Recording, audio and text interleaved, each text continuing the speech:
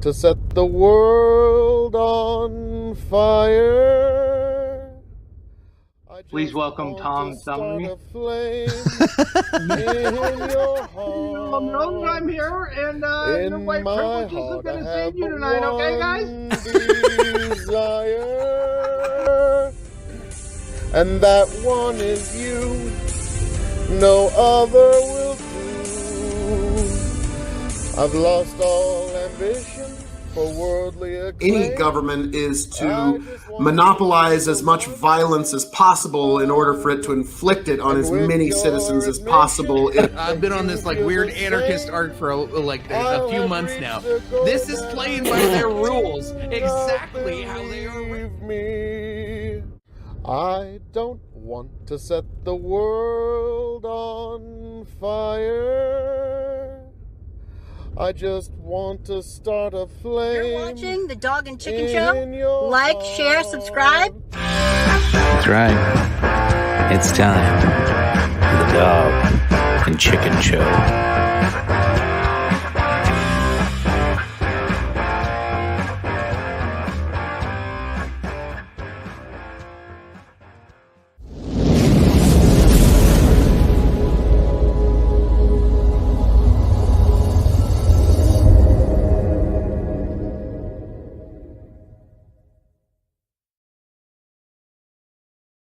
And welcome back, ladies and gentlemen, to episode 151 of the Dog and Chicken Show, End of a Dynasty. There's several dynasties we'll talk about that have come to an end, but today was kind of the nail in the coffin for, the last one that we all wanted to see go. But without further ado, we got plenty to go through tonight. You see it scrolling across the bottom. There are plenty of stories, but there was some breaking news today we'll jump right into as well with our favorite CNN host.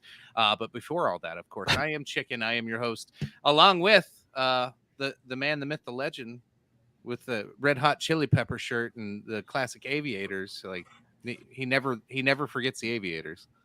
It is I, Joe Biden's Tony biggest fucking fan. G. Well, okay, you just watch your whore mouth. Look, it's Tony fucking G, the 13-time RWP champion, the quadruple distilled and non-chill filtered, non-coppa friendly Tony fucking G. Find me at TikTok at Tony the Rod 2.0, and of course, the Revolutionary Wrestling Podcast, where I'll win this belt back from that son of a bitch to my right, I guess. Whatever. Anyway. No, it's a guarantee. That's not a prediction. That's a spoiler, folks. Look, it's going to happen. And usually we're joined by one Phil KOE, and we will be here shortly, and we'll let him do his classic intro whenever he does grace us with his presence. But instead, below us right now, the one, the only, GQ's fifth sexiest man of 2020, the one, the only. Number one sexiest dad of 2020. Yeah. Woo-hoo-hoo. Man, I didn't get my award yet. I think they're just. It was supposed to be a cheesecake, but they probably got lost. Yeah, it happens. What's going on, guys? Thanks for having me on. Congratulations on 150. I'm sorry I wasn't able to make it. I was able to jump on there enough to harass Phil for a good 5 minutes. But worth it. Yeah, congrats on 150. It's awesome. So psyched to be here. Can't wait to get into the news tonight. Oh, yeah. It's going to be fun stuff. I guess we didn't talk about what we were drinking. Somebody in the chat said your mic sounds like shit. I don't know. Tap your mic, Tony. Mine sounds like shit? I don't know. That's what somebody said. Oh, let me check it. I got my maker's mark. 46 for tonight. Just keeping her classy, San Diego. And then we do have stars tonight. So if somebody is a rambunctious asshole who wants to see us take dirty shots, I did stock I'm in my camper tonight, by the way. It's awkward background. Wife kicked me out of the house because it's too loud, and she's got to work at 4 a.m. She's like, "There ain't no fucking way I'm listening to you." Blah blah blah. I was like, "All right, well, I got a camper, I guess." Like, so I hitched up. He's so shaky. His whole thing shakes. Everything shakes like as I move.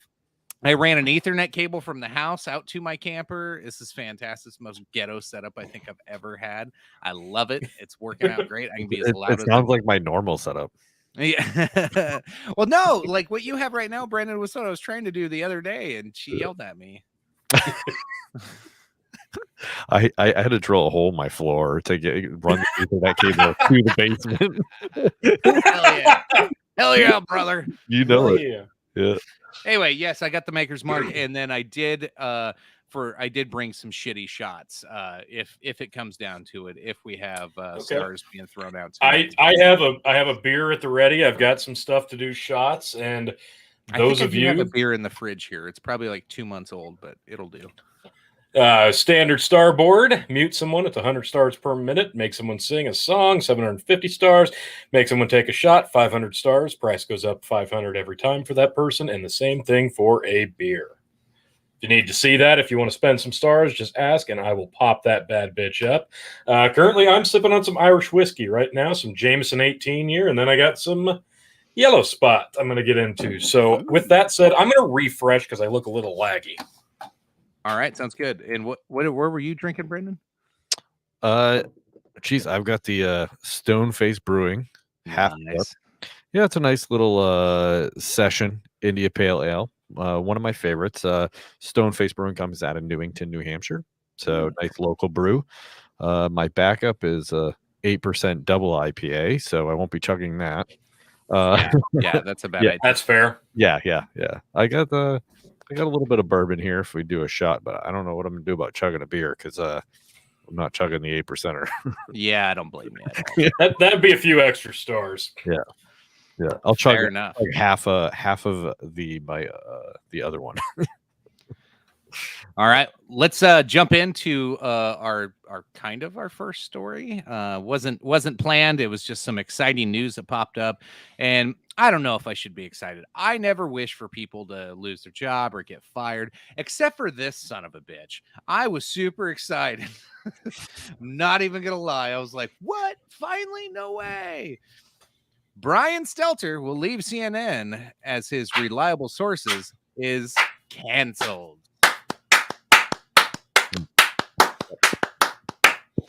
The least reliable source on cable news is finally going away. God, I hate that guy's face. CNN chief media correspondent Brian Stelter is leaving the company, and now the network will cancel the 30-year-old weekly media news show he has hosted since 2013. Sunday's episode of Reliable Sources will be the last. Network spokesman. Oh, I kind of want to watch this on Sunday now. You think he's going to cry? I hope he cries. Definitely.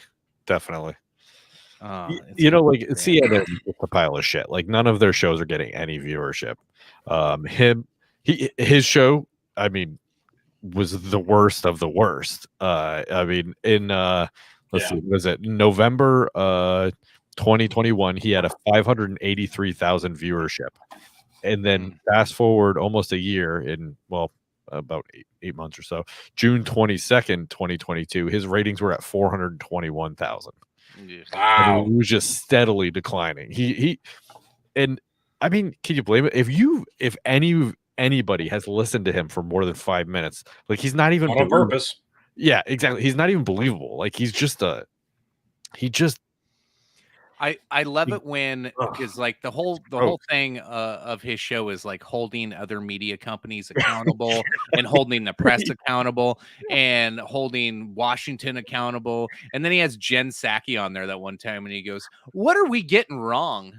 Like, you want the United States propagandist to tell you what you're doing wrong? Like, it's your job. Like, you're supposed to tell her like, tell me how to do my job, Jen Psaki. He's just such a joke. But then, like, the only people he would bag on is like Fox News. Oh yeah, he was obsessed. You know, I mean, like, I mean, like that was it. Like, I mean, he was supposed to be a media watchdog, and all he was just of course, just a mouthpiece for. Yeah, he had no actual thoughts of his own. He was like a programmable robot. Like, okay, here's what we need you to say today. Ooh, I'll turn that up to 11. He's the devil, and I'm going to say it with a stupid potato fat face. Fuck this guy. Trying to remember the one lady that went on his show. She did, and this was recent. This was like 6 months ago, and she did this whole rant about how it might be clown world, or we might be living in clown world or something, and went on this whole thing of like if the media is holding water for the government. If the government's working hand in hand with corporations, we might be in a clown world. And she just goes through this whole list of all this shit that's going on, and he looks at her like, do you really think that? Be like, Jesus Christ, how out of touch are you with people? What the fuck? Like, was she one of the ones that was like, you're part of the problem? Yeah, she called him flat out. He was like, "What? Well, no, not me." He goes, frankly, you, including you in this show. Yeah. God, what was her name? That was a classic one. There was another one where he went to I forget. I think it was a college. He went to a college, and they were talking about misinformation, and the student stands up and asks him a question about how CNN is constantly getting things wrong, and they're constantly bagging on just Fox News, like no one else. Like, how are you supposed to, trustworthy when you're just obviously taking a stand on one side or the other? Right. Like, how you're not being impartial. And he was like, well, that's a very right-leaning thing to say. Jesus. He gave a total non-answer, and then in the middle of the answer he goes, I'd be happy, we don't need to take up all the time talking about this. I'll be happy to talk to you on the side over there. Like, it was blatantly like he was just totally brushing the kid off, and he was like, well, I'll talk to you. Of course he didn't, right? Like, of course. Man, YouTube has scrubbed that clip. It was Barry Weiss, the former New York Times. I'm looking for it on YouTube. I looked up Barry Weiss, Brian Stelter, CNN. It is fucking buried. Wow. Yeah, she was on what's his name? It is. She was on Rogan. Yeah, but there was another one. She was on what's the other comedian there who's on HBO? Bill Maher. Oh yeah. Yeah, she was like, I'm done with this COVID stuff. I'm done with it. And we all fell for it. And then Bill Maher looks at her and goes, not all of us. It was pretty funny. Here you go. I'll play a little bit of the Barry Weiss here. This is pretty good. There are tens of millions of Americans who aren't on the hard left or the hard right who feel bad. Well, when you have the chief reporter on the beat of COVID for the New York Times talking about how questioning or pursuing the question of the lab leak is racist, the world has gone mad. When you're not able to say out loud and in public that there are differences between men and women, the world has gone mad. When we're not allowed to acknowledge that rioting is rioting and it is bad, and that silence is not violence, but violence is violence, the world has gone mad. Just look at his fucking face this whole time. Oh, he's so mad. He's waiting for somebody in his earpiece to say, cut her off, cut her off. Yeah. I don't think she's supposed to say that. Look at it. When we're not able to say that Hunter Biden's laptop is a story worth pursuing, the world has gone mad. When, in the name of progress, young school children, as young as kindergarten, are being separated in public schools because of their race, and that is called progress rather than segregation, the world has gone mad. There are dozens of examples that I could share with you and with your viewers. And you say everyone allowed. sort of knows this, and you say we're not allowed, we're not able. Between... Who's the people stopping the conversation? This is great. Who are they? People that work at networks, frankly, like the one I'm speaking on right now, who try and claim that it was racist to investigate the law. It was. I mean, let's just take an example. But I'm just saying that when you say allowed, I just think it's a provocative thing you say. You say we're not allowed to talk about these things, but they're all over the internet. I can Google them. I can find them everywhere. I've heard about every story you mentioned. Course. So I'm just. Oh, shut up, cuck. We're allowed to cover whatever they want to cover. But you and I both know, and it would be delusional to claim otherwise, that touching your finger to an increasing number of subjects that have been deemed third rail by the mainstream institutions and increasingly by some of the tech companies will lead to reputational damage, perhaps you losing your job, your children sometimes being demonized as well. And so what happens is a kind of... Anyway, you get the point. Yeah, he was just baffled that, who at CNN says that? Like, Jesus Christ, dude. That was beautiful. He just had Paul Krugman on, and it was like he wanted to suck him off. He was just like, Paul Krugman, it was just the weirdest interview ever. Paul Krugman, who got inflation wrong, who's a Nobel Prize economist that can't even predict inflation. Fucking ridiculous. A real good economist. Yeah. So is this like a shining light that there may actually be a sliver of chance and hope that CNN can come back from the fucking depths of hell that it's become? Because this is the new supposed regime trying to clean up a bit of the harder stereotypical woke crowd on its channel. They're like, look, we see that the ratings are bad. You know, the people watching this channel are gone, and the stigma surrounding it is fake news. We know this. We understand this. We gotta do something about this image. Is Stelter the first domino to fall, or is he just going to be the scapegoat? I think he's going to be the first to fall, but I don't think it's going to do a damn bit of good. It's kind of like the kid with lice. CNN's the kid with lice now. Nobody wants to hang out with them. So they're going to purge a whole bunch of people, and they're going to try to make themselves relevant again. If they're the only ones that try to make themselves relevant, maybe they stand a chance, because increasingly CBS, NBC, everybody else, like, they're not making pivots to, I don't know, win back any audience. Fox has got their base and they're winning. So CNN's got a shot, but I still see it as the, you know, I don't know. It's the stinky kid. It's the kid with lice. Like, nobody wants to touch it. Everybody's like, no, don't hang out with him. They're constantly wrong. They never do a retraction. They're awful. I think that whoever their base is whoever their base is, and they're gonna keep those people, and that's about it. I don't care who they put on. I don't know. It's like MSNBC. They haven't. Yeah. They're like flatlined. Yeah. They're not going anywhere. It's the unapologetic like bullshit. It was like a Fox News at one point almost. Yeah. It was crazy. Yeah, like they just went opposite direction. But no, I don't see CNN coming back at all. Like I don't know how. I see him trying, but failing. Yeah, they might try, but I mean, I don't know, what are they going to do to try? They're just going to put some other left-leaning douchebag on the show that's going to try to, you know, or they'll just do a woman of color or a man of color, you know, like they'll just try to, like, you know, do that kind of crap. And I bet Liz Chaney gets her own show. We'll get into that later. Oh God. Tony's face. He's like, fuck you. What? So yeah. A joyous day. May we all celebrate no more of how laggy do I look? On my end, a little bit, but not bad. Yeah, not terrible. Not like Phil laggy.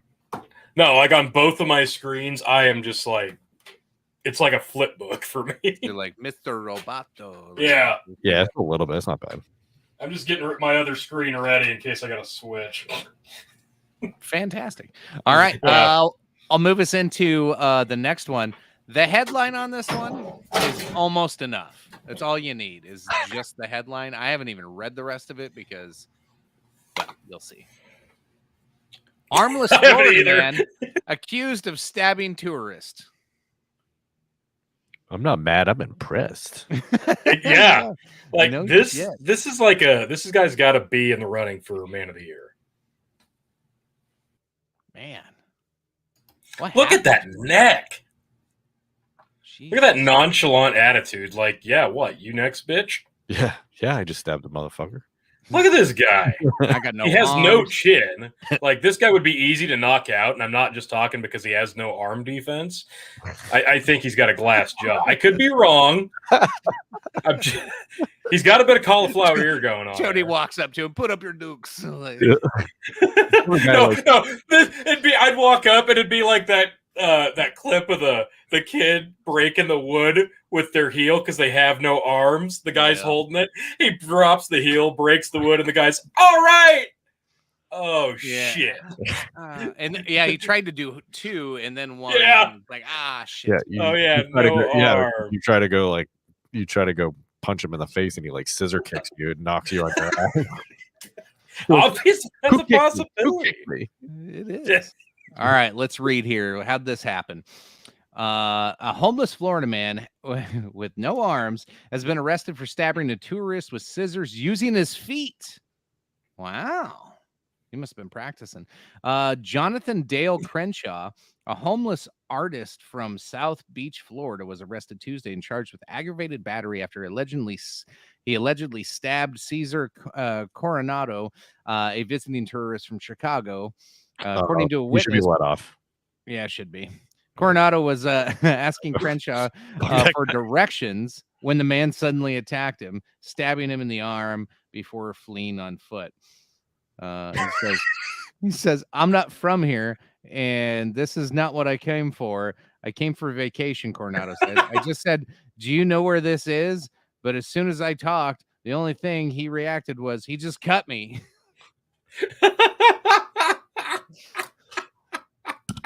This is why you don't vacation in Florida, folks. You're going to meet Florida man. He may not have arms, but you will get stabbed. Nah, nah, nah. Na na na na. You leaving already? Hey. Yeah. Goodbye. Oh shit! Hey guys, I just got here, so I'm a little late. I've been celebrating the fact that Brian Seltzer and Liz Chaney all in 1 week. My cup runneth over. Christmas run early, and also we get to see now. I don't know if you guys have ever seen the kung fu movie, The Crippled Masters. I was waiting for that. Yeah, there was a dude who had one little tiny nubby arm, and he was master of kicking arts. And then there was a guy that had no legs, and he would crawl on his hands, and he would do the hand martial arts. And it was the craziest kung fu movie I saw way back in the day, back in college. And when you guys talk about this motherfucker stabbing a dude with his feet, man, apparently they need to make a Crippled Masters sequel or something. So, but yes, I have finally arrived, folks. Pleasure to be here, folks. What you drinking tonight, Phil? Let me turn off the Wi-Fi on my phone so I can give you every single beautiful pixel of me. Little blurry, but it's getting better, folks. But this evening, just like last week, I am drinking a Courvoisier VSOP, very special old pale cognac from, of course, the Cognac Valley of France.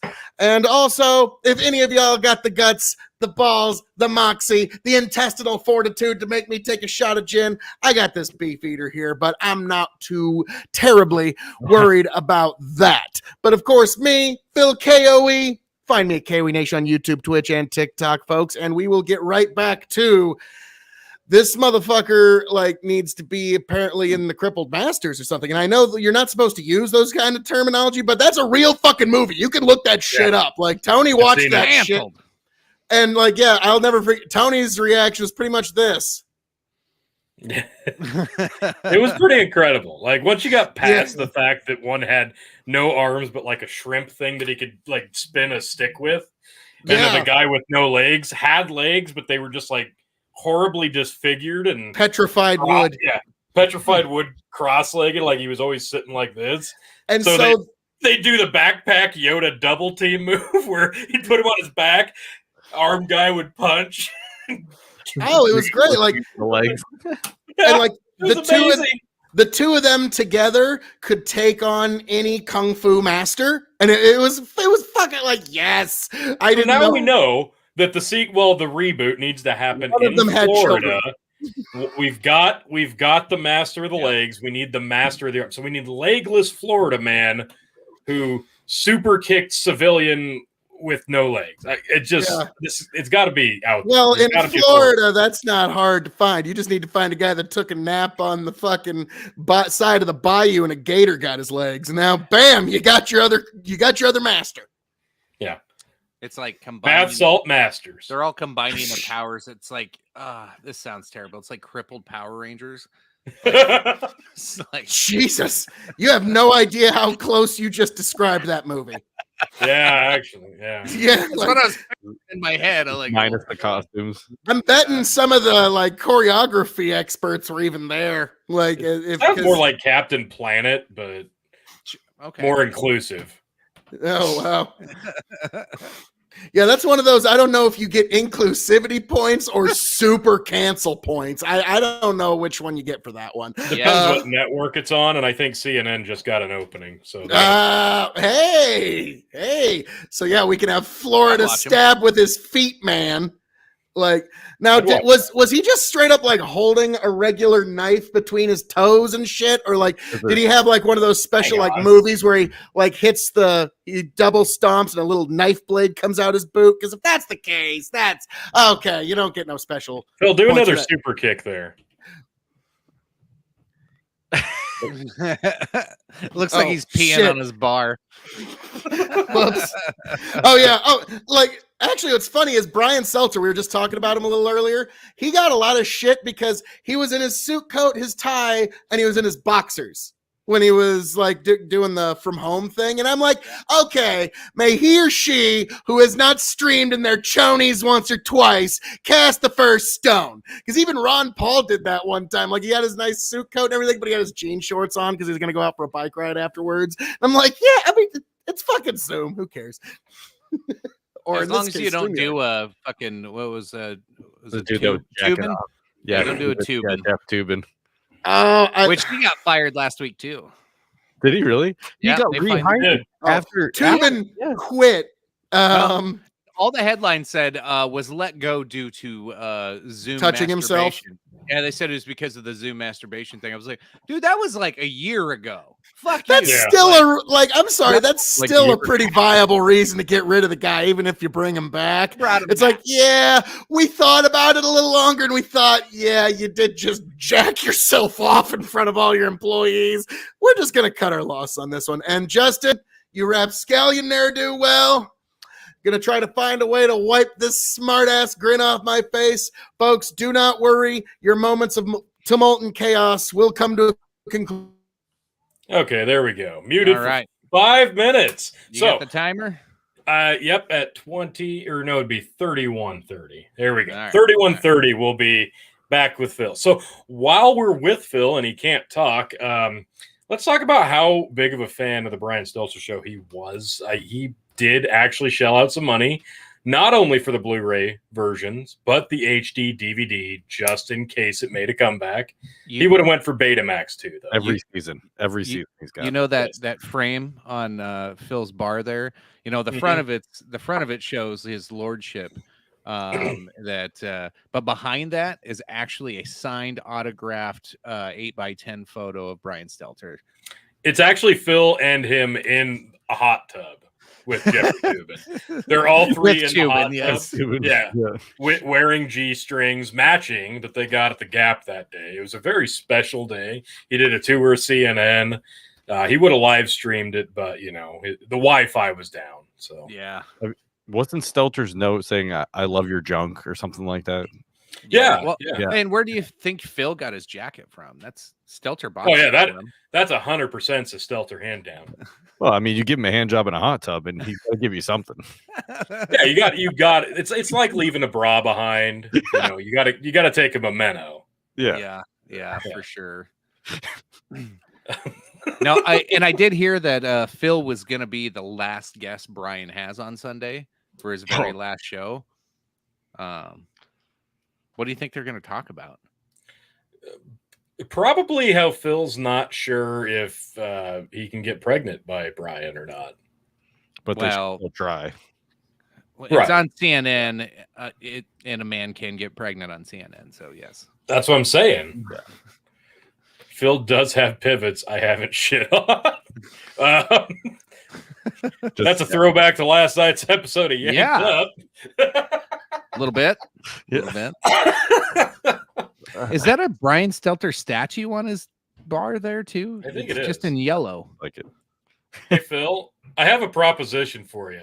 You're about halfway through. If you take a half a shot of gin, I'll let you talk again. Ooh. Yeah. He can't take it anymore. Better take him off then. All right. He's like, the way. Fuck you. Goddamn. Brian Seltzer wishes he could fucking afford a coat this nice. This is actually real Italian, not that cheap fucking Chinese knockoff bullshit he wears every fucking night. So yeah, first of all, fuck you for fucking insulting my threads, associating them with the fucking Brian Seltzer.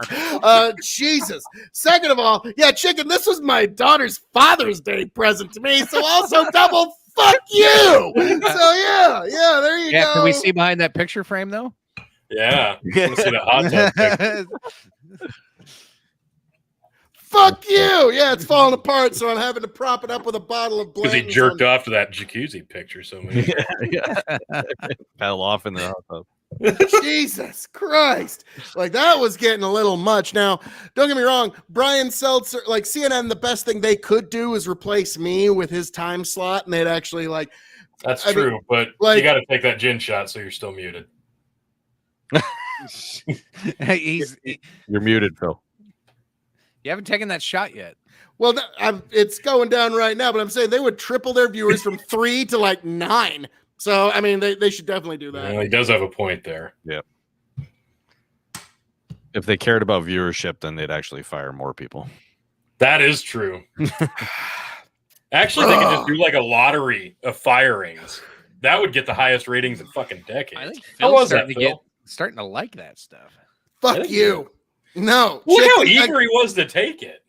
CNN Well, I could not allow that slander to continue. That was I just can't wait to like redub some of the audio on there with Phil giving a thumbs up. Yeah. Check it just like That's edit the hot in. tub. He just edits in me giving like standing ovations to all the shit he says all night. And it's like, God damn it. So what CNN needs to do to get their ratings back? This is the plan, right? Hire me. Donate to Trump, get him elected, and boom. That's they're doing it. Their viewership will come back. Well, they're doing a good enough job of that. Yeah. They're Russiagate again. Yeah. God. Like that. Yes. Trump colluded with Russia to have his home raided by the FBI because he knew it would be such a good political boon for him. So like, yeah, like I'm sure like that's a spoiler alert, folks. You're going to hear that very conspiracy within the next 2 years that Trump colluded with Russia to know when the FBI raid was going to come down on his house. You're going to hear people on the left unironically, full-throatedly support that. Because they're conspiracy theorists, yes. Yeah. Yes, blue and on conspiracies. It is unfortunate that the January 6 hearings season 2 is going to be without one of its key members, though. Yeah, we'll get to that. We'll get to that. We had a FBI talk in Trump. Good segue into our next story. Now, this isn't a bit of an old one, but it kind of got glossed over. Yeah, this is so all the shit in the news. So, armed man killed after trying to breach FBI office in a standoff. Allegedly. Now, from what I understand, this dude got on his True Social account and said, "Hey, I don't know if anybody else is gonna, be the one to go ahead and just say fuck it, let's go, it's time. But I'll be that guy." And so he said he thought he knew a way to get through bulletproof glass. Yeah, he fired a nail gun at it, and he failed. And then he went, fuck, and then he ran. I love the thinking behind this, though. It's bulletproof glass. Obviously, bullets won't penetrate it. But that said nothing about nails. Yeah. Nail gun. I like to me, it's like, boy, you'd have think he'd have maybe done a little research on that. Yeah. Because at most, like, it's like, okay, it drives a nail through the glass. It didn't shatter it though. It just like at that point, like when he did the oh shit, he probably shit. Well, yeah, I'm just your local checkup guy, just here to do some repair work. Like, oh god, like yeah, put drywall up. Yeah. This is the example right here. Like anytime somebody starts popping off on social media about the impending civil war between liberals and conservatives, this is the type of thing I'm like, maybe I don't like the right's chances as much as this guy says, because this is the type of shit that would probably happen a lot more than we want to admit. Yeah. Well, I mean, you got to remember, whenever you got the lone wolf that goes a little crazy and does shit. There's like a lot this, of lone wolves, though. Here's the thing that, I don't know. Like, this is one of the crazy one-offs. I mean, this is no different than the Bernie guy who tried to shoot up the baseball game years ago. I mean, it's the same thing, just but way less effective. Yes, way less effective. What like this guy doesn't understand, and a lot of like the lefties definitely don't understand this. It's not when you have these crazy one-off guys like trying to go in and shoot up the FBI, which is fucking stupid. It's not that you have to worry about. Of all the things that the right, like when you start worrying, is when they stop talking, when they don't respond anymore. That's when there's real shit to worry about. When the right goes into radio silence, that's Shit's a problem. About to go down. But they stocked up on fucking nails. It's going to be If there's a sudden nail shortage and all of your Republican friends go silent, fucking get in a bunker. Well, like I've noticed, like when Democrats go into radio silence versus when Republicans go into radio silence, it's two different things. Because I've noticed, like when the Hunter Biden shit first broke, the Democrats, like the Young Turks, everybody went into fucking radio silence for like 2 days. And they didn't say shit. And like whenever there's like big bad shit against the Democrats, they go into radio silence. For the Republicans, like you said, Chicken, it's there might be some bad shit coming down the pike here, folks. That's not good. So that's why I always keep my ear to the ground and always waiting to hear what that rumble is. But this one, like I told you guys last week, this one had me a little worried from what I was hearing from folks when I stopped at a local watering hole. But now I'm actually I'm going to say with like 95% confidence that Trump's going to get not even a criminal charge based off of this FBI raid. Because when you look at the actual standards to declassify something, a president doesn't have to write anything down, doesn't have to declare it, doesn't even have to tell anyone if they want to actually declassify something. Oh, hey, everybody take a drink. One of his kids got in on the show.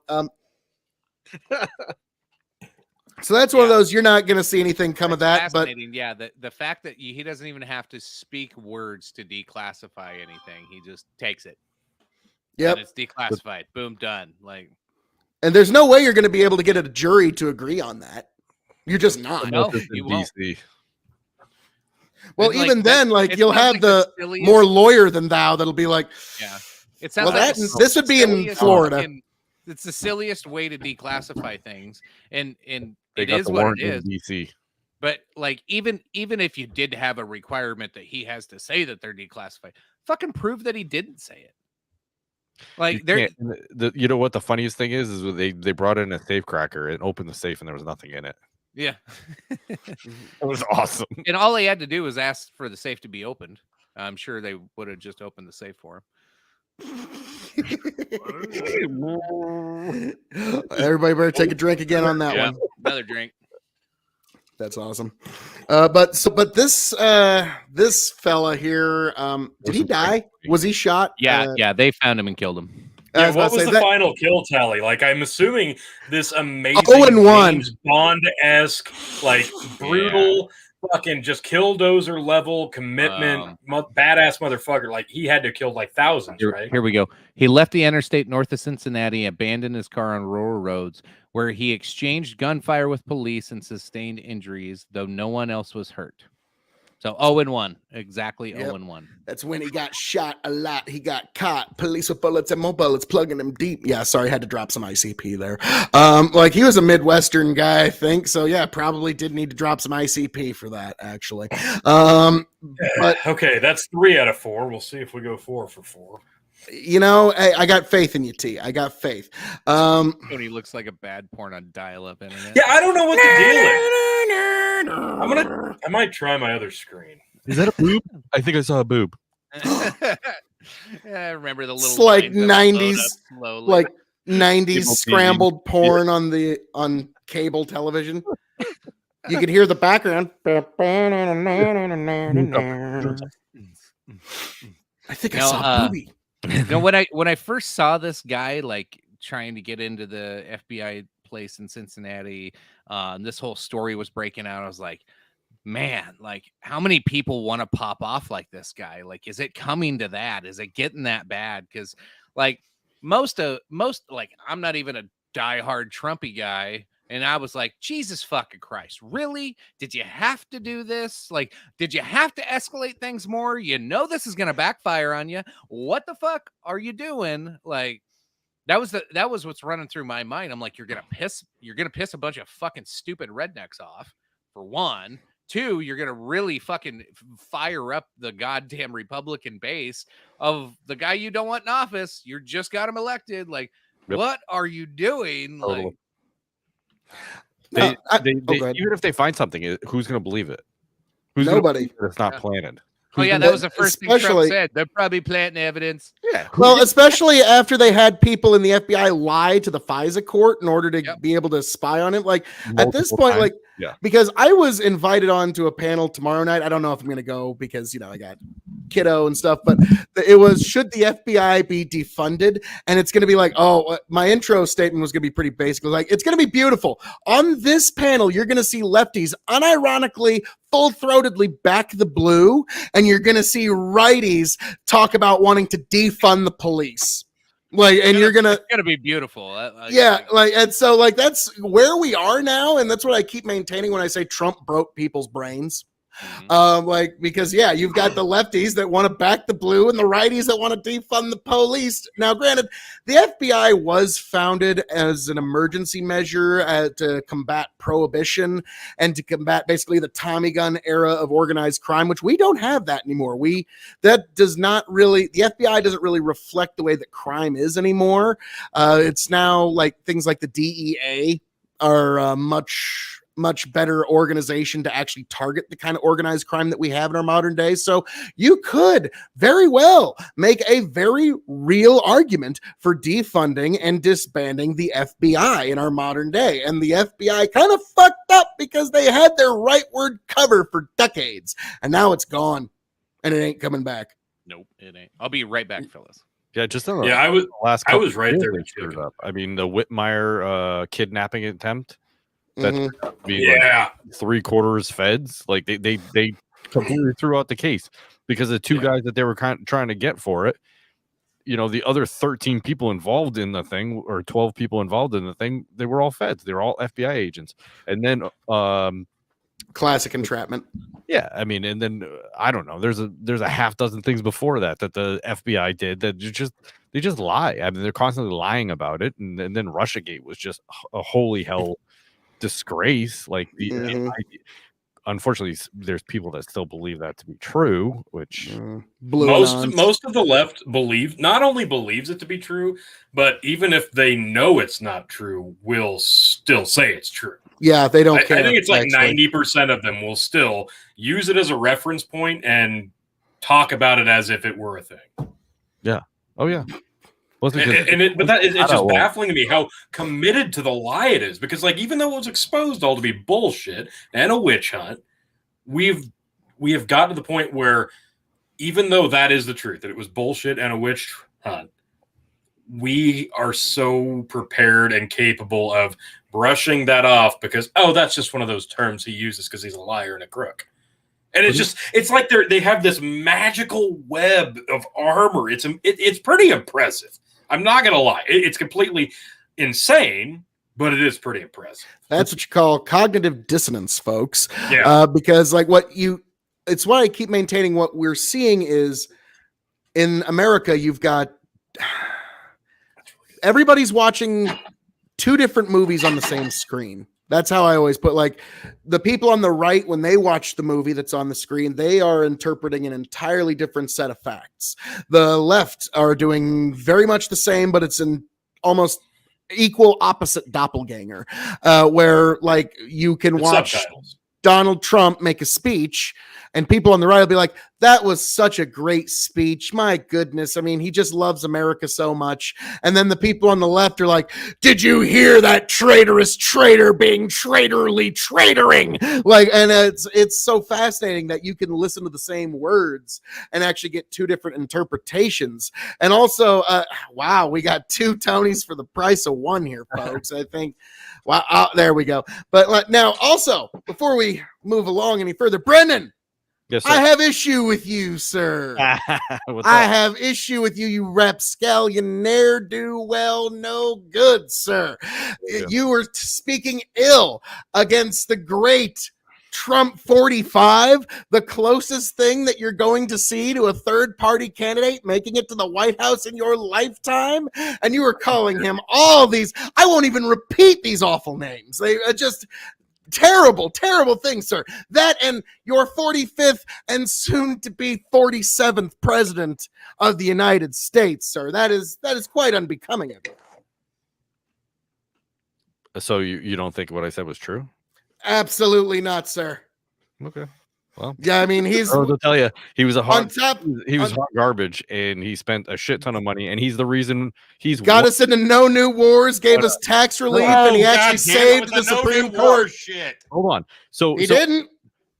Okay, yeah, he didn't get us any new wars, but he didn't end the ones, and he continued the whole genocide in Yemen. He could have stopped that. The Congress actually voted to stop that, and he didn't go through with it. Now, not only that, he's one of the reasons that we are economically where we're at now, because he spent a his economy was good. Biden's economy's been no. You cannot print money in perpetuity and just believe that it's not going to affect the economy in the future. And he encouraged the Fed to keep the money flowing and to keep the rates artificially low. Now, I'm curious, what would you have done differently through COVID?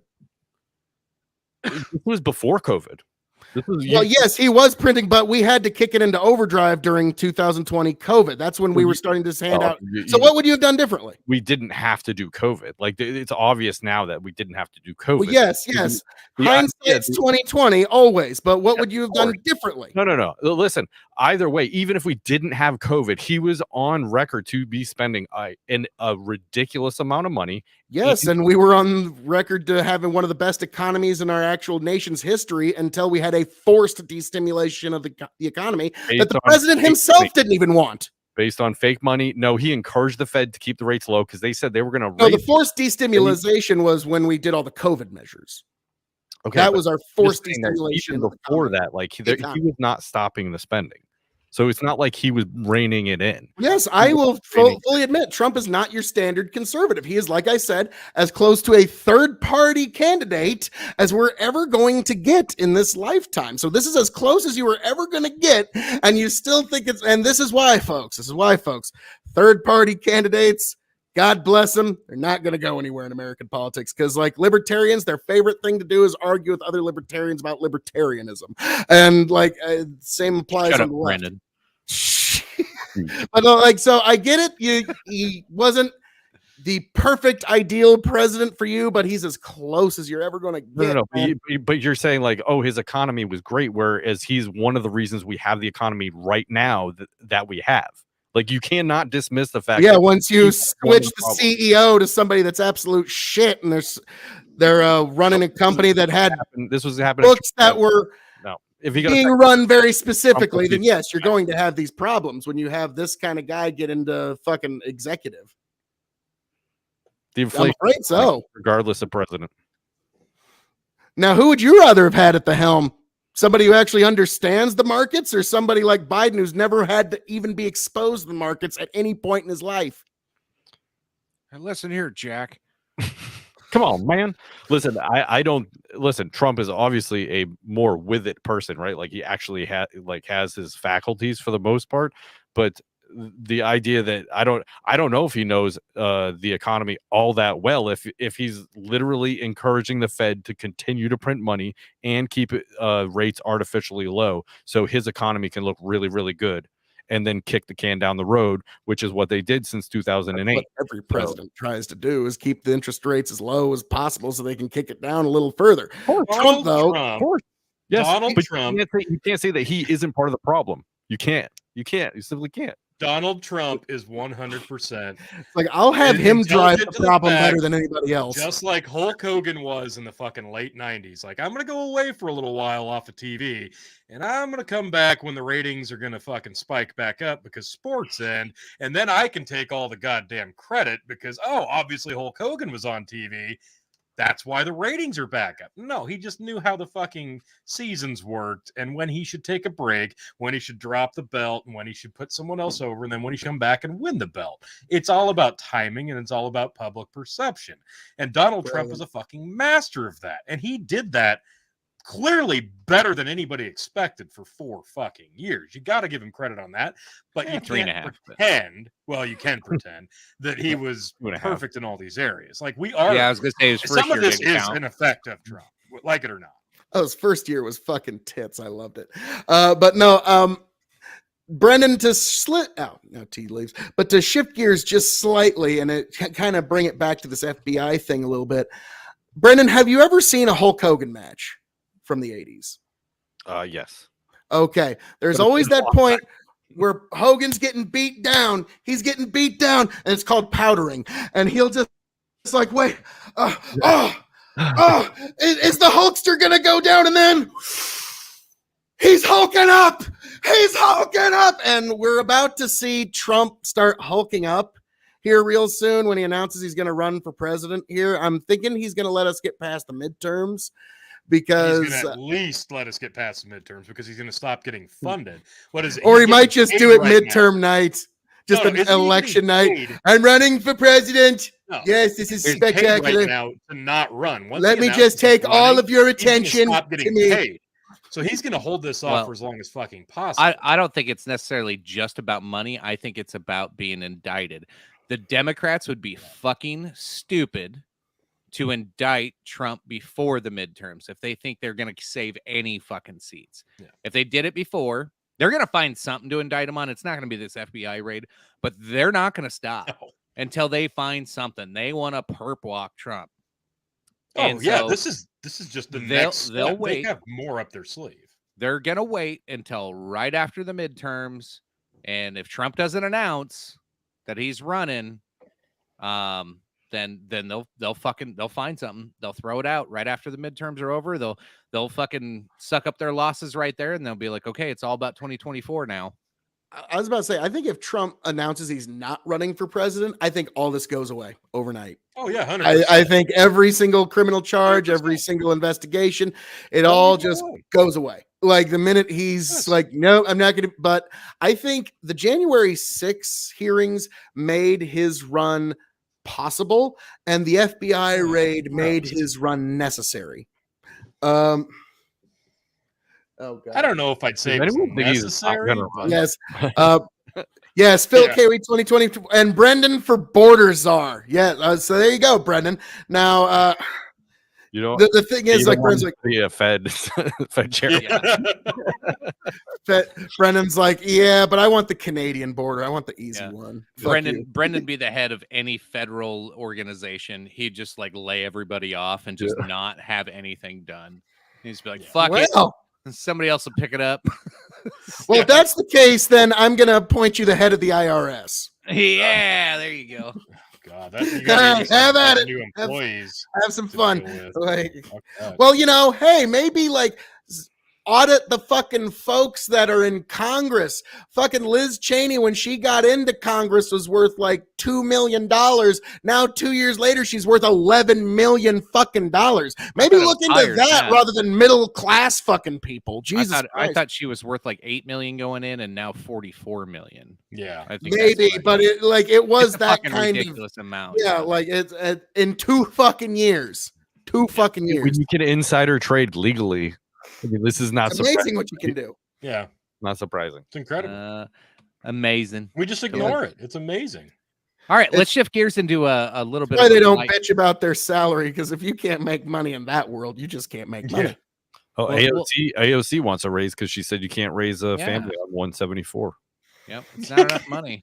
You can raise a fucking army on insider trading, AOC. Are you fucking kidding me? 174 grand coming out of the Bronx. She's telling her constituents. Yep. How much? Yep. How much? Well, not enough. Be, right? How out of touch can you be?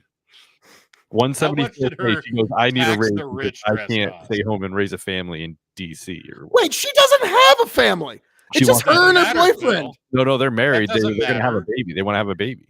She says now that she must have. Oh, I thought she couldn't have kids because of climate change, is what she claimed just 18 months ago. No, I shit you not. She said that on stage. I can't have children because of climate change. Let's see it. Let me see. Well, that's a good segue while we. How dare you? Speaking of climate change, here's a little bit more of a lighthearted story. CBS pushes study blaming climate change for rising childhood obesity rates. Damn you, climate change, making the kids fat. Yes, it's climate change. Can't be the parents shoving shitty food down their gullets. But yeah, that's cool. Hey. Probably climate change. Hey, I was be about nice to say, to the parents. I was about to say, unless they're going to school board meetings, then you fuck them over. I was about to say, you can't blame climate change if the sentence comes out of the child's mouth of, I don't like water, I like soda. Yeah. If that sentence has ever fallen out of their mouth, you don't get to blame climate change. No, it's our food tastes like insanity these days. Okay, it's like Louis C.K. had the joke about like, if you ever tried to give an apple to a kid, it tastes like paper to them. Okay, like it's the way that we sweeten our foods in every way, and it's the spoonful of sugar makes the medicine go down. Yeah, but it's if you eat all of that stuff, like, okay, so my family, we're a bunch of hippies. We don't eat all that stuff, right? Like and if we do, it's in moderation, hippies, you know? And yeah, totally. There's patchouli in this house. So is there more patchouli than corn syrup in that house? I'm very worried. There's no corn syrup in this house. Yeah, and then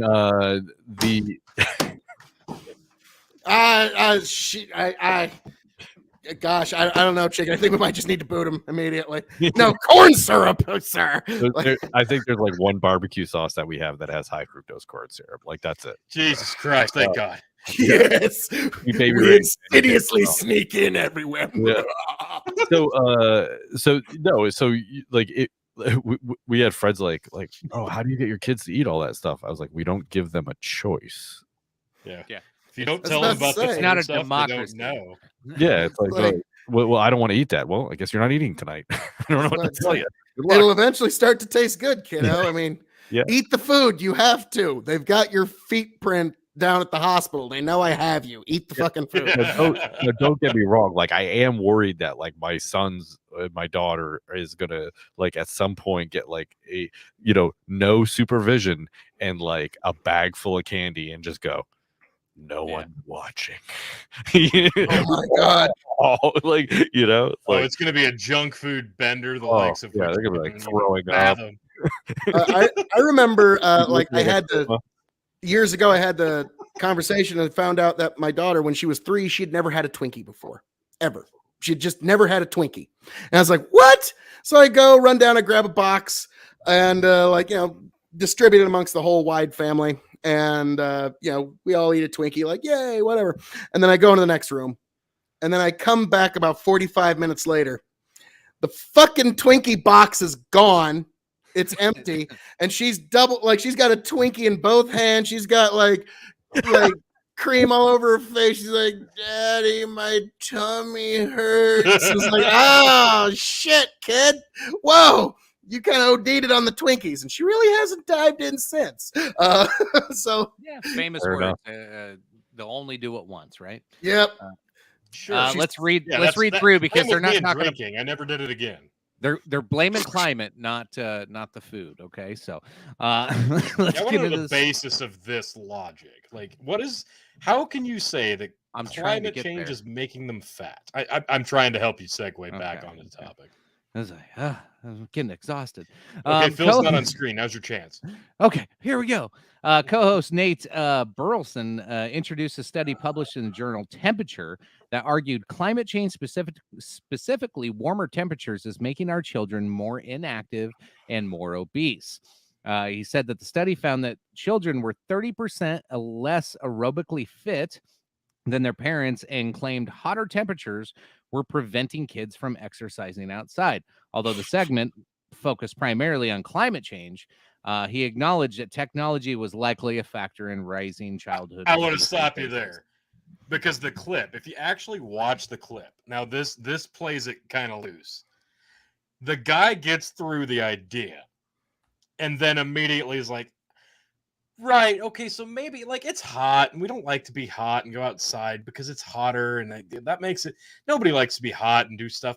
But at the same time, like, isn't it probably a little bit of, this and they got video games and they got tablets and they got and he couldn't even get through the thing without being like, this is fucking stupid. Yeah. He didn't say that outright, but he may as well have. I'm going to look this up here. Average temperatures each decade. I make my kids play outside. Like, Yeah. I mean, if, Well, I was about to say they go outside, but I mean, even if there's some days where they like spend a lot of time inside, it's just my wife and I are like, no, go, get out. Okay, Get out. If this is the case, if what he's saying, climate change is causing kids to get fat because it's getting too hot out, guys. It's way fucking hotter than it used to be. Like, oh my God. No, let's it take wasn't. a look at it. This is 0.8 degrees. Here's every decade. Yeah. So it's gone up 1 degree in 20 some years. Allegedly. Over 20 years, allegedly. The Arctic ice is gonna be gone Forever. Over 20 years, 1 degree. That's keeping kids from going outside and exercise. No, it's Karen bitch moms making their kids stay in because, remember the street light thing, be home before dark, like, let your kids go out and get in fucking trouble and get dirty and get muddy. It's because everybody went to these fucking urban goddamn areas and you can't trust anybody anymore. So you keep your kids fucking locked inside all the goddamn time. That's what it is. It's society fucking chose to go after a different fucking way of life, or they had to choose a different way of life to where your kids don't get to grow up like a lot of us did, where you just fucking run around on your bikes all day. I don't think a 1 degree temperature difference in 20 years is making kids fat. This guy's full of shit. Well, don't you love how they chart out that 1 degree difference? This reminds me a lot of the Ronald Reagan chart way back in the 80s when he was running for, I think it was re-election, where it just shows like a chart just going way up. And this is how much money you're going to save under my plan. And this is how much money the Democrats are going to try and take from you. And there's no numbers on the side of the chart. It's just a fucking line going up saying, look at all the money you're going to keep, but these are what the Democrats are going to do. And like, so this one at least has numbers on it. I'll give it that. But do you see how they use color to try to give an impression here? Now, here's the thing, folks. Over 10 years, you can have averages that have nothing to do with our activity. True. You can have an increase in averages. You can have a decrease in averages that has nothing to do with our activity. And this is the one thing that I always point out and I always ask is, to what precise degree is what activity causing what change? And watch the fucking climate activists' eyes go wide. Tucker Carlson basically melted Bill Nye's brain with this one question and almost ended his fucking career. And it's one that you can never really get a straight answer on. I thought you were going to say more about that. All right. Well, then I saw Dalton went, it's a good excuse, and I was like, yeah, unfortunately, it is a great excuse for collectivism, isn't it? It's like, it's right up the World Economic Forum's alley. It's like, there's nothing that any individual can do about it. And the only thing we can do is tax you more to change the weather. Yes, that's not really changing. Yeah. I was about to say, I'm going to pay more taxes for, something that's likely not happening. That there's very little evidence for. Fuck. I see. I hear you, Tony. You're back. Do you hear what I Tony's hear? having a bad day. Bad night. I like how it's just like a running gag where like Tony's shit is just falling apart on him every show. Like, it just doesn't matter. Like, it's always like, God damn, yep. Yeah. I can't wait till he comes back because I think he's getting thirsty. I might have to just buy him a beer. Oh, that's nice of you. Nice of him. I think I'll have myself a beer. Okay, so out of the most nonsense things that climate change is supposedly doing, they're making your kids fat. we all have to get electric cars now that have these huge fucking batteries that we don't know how to dispose of and actually use more electricity than anything. We lost Phil too. That's fine. And not just that, like stress the grid because you have to charge them with coal. You would have to, and they're getting rid of coal. So what are they going to do? Yeah. So that doesn't work. That doesn't make sense. It's like, how about the windmills? Trying to do all these fucking windmills. You see the graveyards in Wyoming. Really inefficient. Yep. It's fucking terrifying. Yeah, I had a little side discussion on KOE Nation a couple weeks ago where we were talking about coal power. I was thinking, there's going to be some cold winter where we're going to want to fire up them coal-powered plants to give us some energy. Like, now, Chicken, I don't know if you know this. Hastings, Nebraska. Okay, you've probably driven there from Highway 6 a couple of times. There's that live there, dude. Okay, that one facility is a coal-fired power plant. So Hastings is actually currently, and you never hear about them losing their fucking power over the winter time. So there's still plenty of places that need coal-fired power plants. And so yes, Hastings, Nebraska, fairly large city. Here's what happens to those after they're done with them. They bury them underground in Wyoming. It's the same thing they did with nuclear waste. They just we'll just dig a hole. Yeah. Can you imagine 30,000 years from now being some sort of archaeologist and the mind fuck of stumbling on this shit? Like, what the fuck is this? Because the windmill craze is going to be like a little 8-9 year thing in our history, and then because hopefully we've actually had some new breakthroughs in fusion power, so that might actually be dropping in the next 5-10 years. So that's a big one. But so this is going to be 3,800 of those wings come down annually through at least 2022.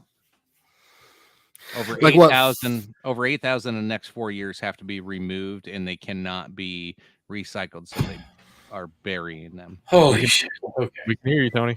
We're here. Oh my god.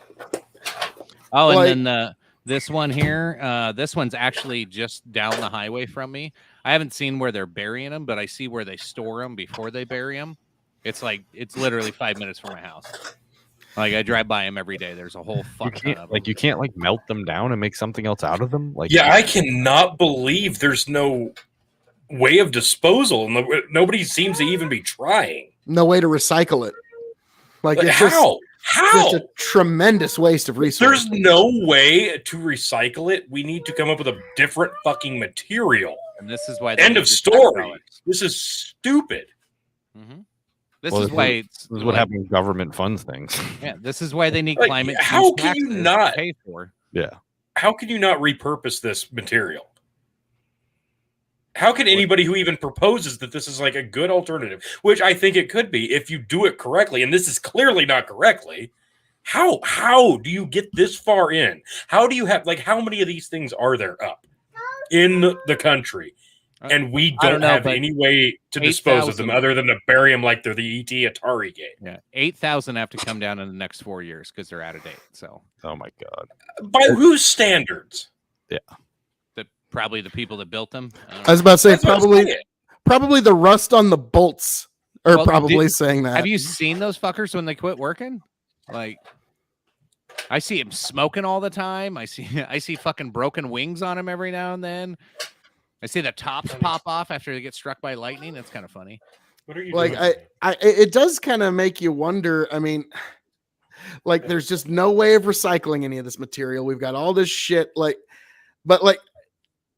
To me, I'm always a little nervous when I'm driving underneath one of these sons of bitches. What if one of them fucking blades falls off on me? I mean, that's not I bet you if you were to look it up, that's probably one of the statistics they keep very much under wraps. How many of these things fall on motherfuckers every year? Kind of like vaccine issues.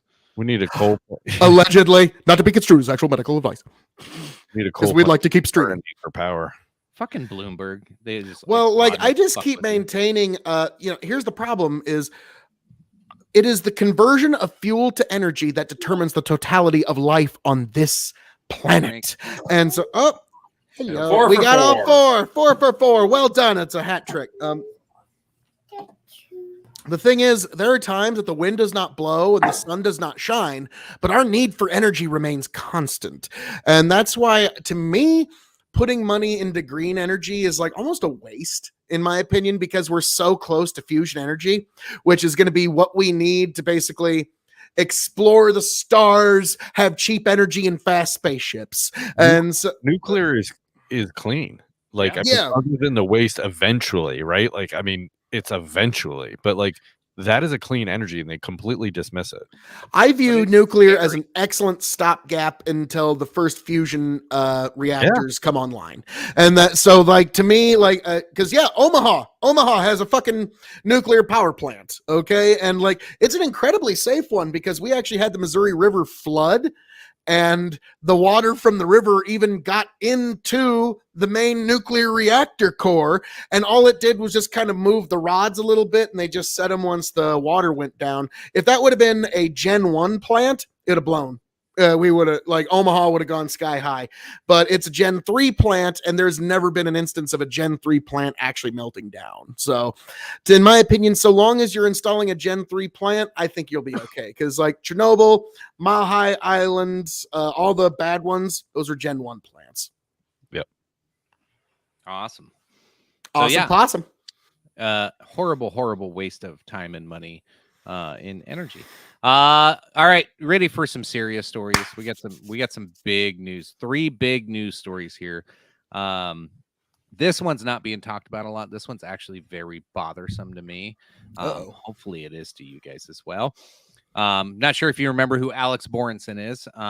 He's been a vaccine and COVID skeptic since day one, and right or wrong. So this is the story that's going to get this episode kicked off. All right, folks, we're bring it in. This is going to be a good one. Listen while you can, and subscribe while you can. Jesus fucking Christ, Phil. Fucking frustrating sometimes. Anyway, Alex Borenson posts documents that show Biden administration pressuring Twitter to ban him. So the U.S. government got with Twitter, specifically asking for this person to be dealt with on social media. So here's the receipts that have been posted. So here you can see any high-level takeaways from the meeting, anything we should keep an eye out for. Thanks for clarifying. And yes, they really wanted to know about Alex Borenson. Andy Slavitt suggested that they had seen data viz and that he showed that he was the epicenter of disinfo that radiated outwards to the persuadable public. So the U.S. government, Biden administration, is having meetings with Twitter and specifically dropping names of people they want removed. And he was removed. You know, when you told me about this story, it just immediately made me think of a quote by a guy. Some of you might have heard of him. His name is Benito Mussolini. And he said, fascism is the merger of state and corporate power. Now, he would probably know a thing or two considering he ran a fascist government. But this is about as cut and dry of an example of the merger of state and corporate power that you can possibly imagine. Because we always hear, well, they're a private company. They can do whatever they... Not when they're being an open arm of the state anymore, they aren't. Not when they're enforcing the state's edicts and what they want and silencing the people they want silenced. Now you are literally, folks, it's almost like Yellow Submarine. We all live in a fascist regime, a fascist regime, a fascist regime. Hey there, Nathan. How are we doing? Welcome one and all. I was just getting into a little bit of a Beatles parody about how we all live in a fascist regime. Oh, yes. So yes. Oh, Tony, you stuck. Anyway, I'll read on while Phil's getting that ready. Next screenshot he posted. This is off of a private Slack channel, as you can see there. How was White House cross fingers? It says overall pretty good. They had one really tough question about why Alex Berenson hasn't been kicked off the platform. Otherwise, their questions were pointed but fair, and mercifully we had answers. So again, the government, the Biden administration, is curtailing somebody's First Amendment right. Whether Twitter is a private platform or not, To have the government try to have you removed is a whole different ballgame. The government doesn't have Section 230 to lean on. The government should not be doing this. Except when they want to have it. Yeah, so it doesn't qualify the same way. He's suing, by the way. So well, as he should. Yeah. Like, I mean, my God. And also to all you beautiful people out there, to fighting, stealing, and drinking. If you're gonna fight, may it be for a friend. If you're gonna steal, may it be a lover's heart. And if you're gonna drink, better be with us. You fucking deserve that one, Phil.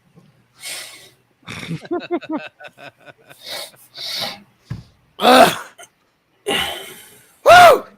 Okay. That happened. That was the thing that happened. Favorite beef eater. God. Like, this is the kind of gin you drink after you've, like, defeated your rival in open kung fu combat or something. This is not just a nice Saturday night drink. Crippled kung fu combat? Yes, crippled specifically. Yes. Crippled, Power Rangers Kung Fu Combat. I'm throwing a special out there for the next 5 minutes. Anybody, 200 stars, I'm going to chug this fucking beer because fuck it. Because fuck it. Brendan, so what are your thoughts on the government trying to silence journalists on social media in direct meetings with? If that's not a First Amendment violation, I don't know what is. Right? I mean, specifically, like, I don't like, and Berenson, and he's only one, so I'm wondering if they can do this as a group. Other names they listed: Charlie Kirk, a whole bunch. Yeah. Like, well, I mean, why? But what was the benefit of this? Like, we already know that people are going to talk silencing the dissident. I understand that, but that is the only thing the people in power care about. Silence the dissident. We understand that. But the backlash from it, because this wasn't going to be something that was going to be like, oh, yeah, this is just going to go away. We're not going to hear about this. Obviously, this immediately came right the fuck out. They're not even hiding it, because for years, the right has been saying that the left-wing media silences those who don't agree with the fucking woke crowd. This is proving it. Why is the fucking left, why are the Democrats going out of their way now, not only to prop up Trump and make him into a god tier candidate, but now they're proving the point that the left-wing media silences anybody who disagrees with them? Like, it's like they're taking all of the stereotypes and saying, well, doesn't matter. We can do whatever the fuck we want anyway. We can do this, we can do that, and they're going to applaud us either way. So fuck it. Let's just be as transparent as possible about it. Fuck it. Yeah, we'll just silence whoever, and doesn't matter. No, it does fucking matter. This is going to hurt them eventually. How can they collectively, as a hive mind, be this so out of touch and have their fingers so far off the pulse to think that there will not eventually be consequences coming into the midterms? It's baffling to me. The only thing Phil heard through that whole thing was you called Trump God King. God tier. I mean, like, don't get me wrong, it was beautiful. It was beautiful. But no, like, I still talk to people on the left who are convinced that, yep, Tony, chug. And also, Nate. When I say those things, I don't mean you. I gave him a minute and a half. I was like, I got to get in on the 2-minute window. So, but yeah, Tony, you best get on that. But yes, like, Trump has really, like, he was almost down and out, but now he's hulking back up. Like, and like you said, it's the media that keeps just heaping sympathy on the man, and it's why he's like, I'm gonna go ahead and say, if he runs for president, the likelihood of him winning the nomination from the Republican Party is pretty much 100%. Like, there's just really no way anybody else can possibly win. And some people are like, well, what about DeSantis? Trump's numbers have actually gone up, and they've actually come from the DeSantis camp. So DeSantis is the one who's the most. Well, they've come from the Democrat camp, turning him into a martyr. Oh, now actually, we're going to talk about votes coming from the Democrat camp here a little later in another story.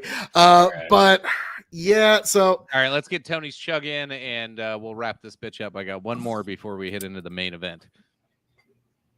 All right. This is a really, really shitty Michelob Ultra, but hey, I don't. Ziggy zaggy, oi, oi, oi, oi. Ziggy zaggy, oi, oi, oi. All right. Fuck this week. There's more than one way to unwind. The best way to unwind of your week is right here at Big Buck and Empire, though, folks. I mean, come on. That was like A+ charming. Thank you. I'm hard. All right. You were hard to begin with. You probably came. Probably. I saw that camper shake a little to the left. Yeah, the whole thing.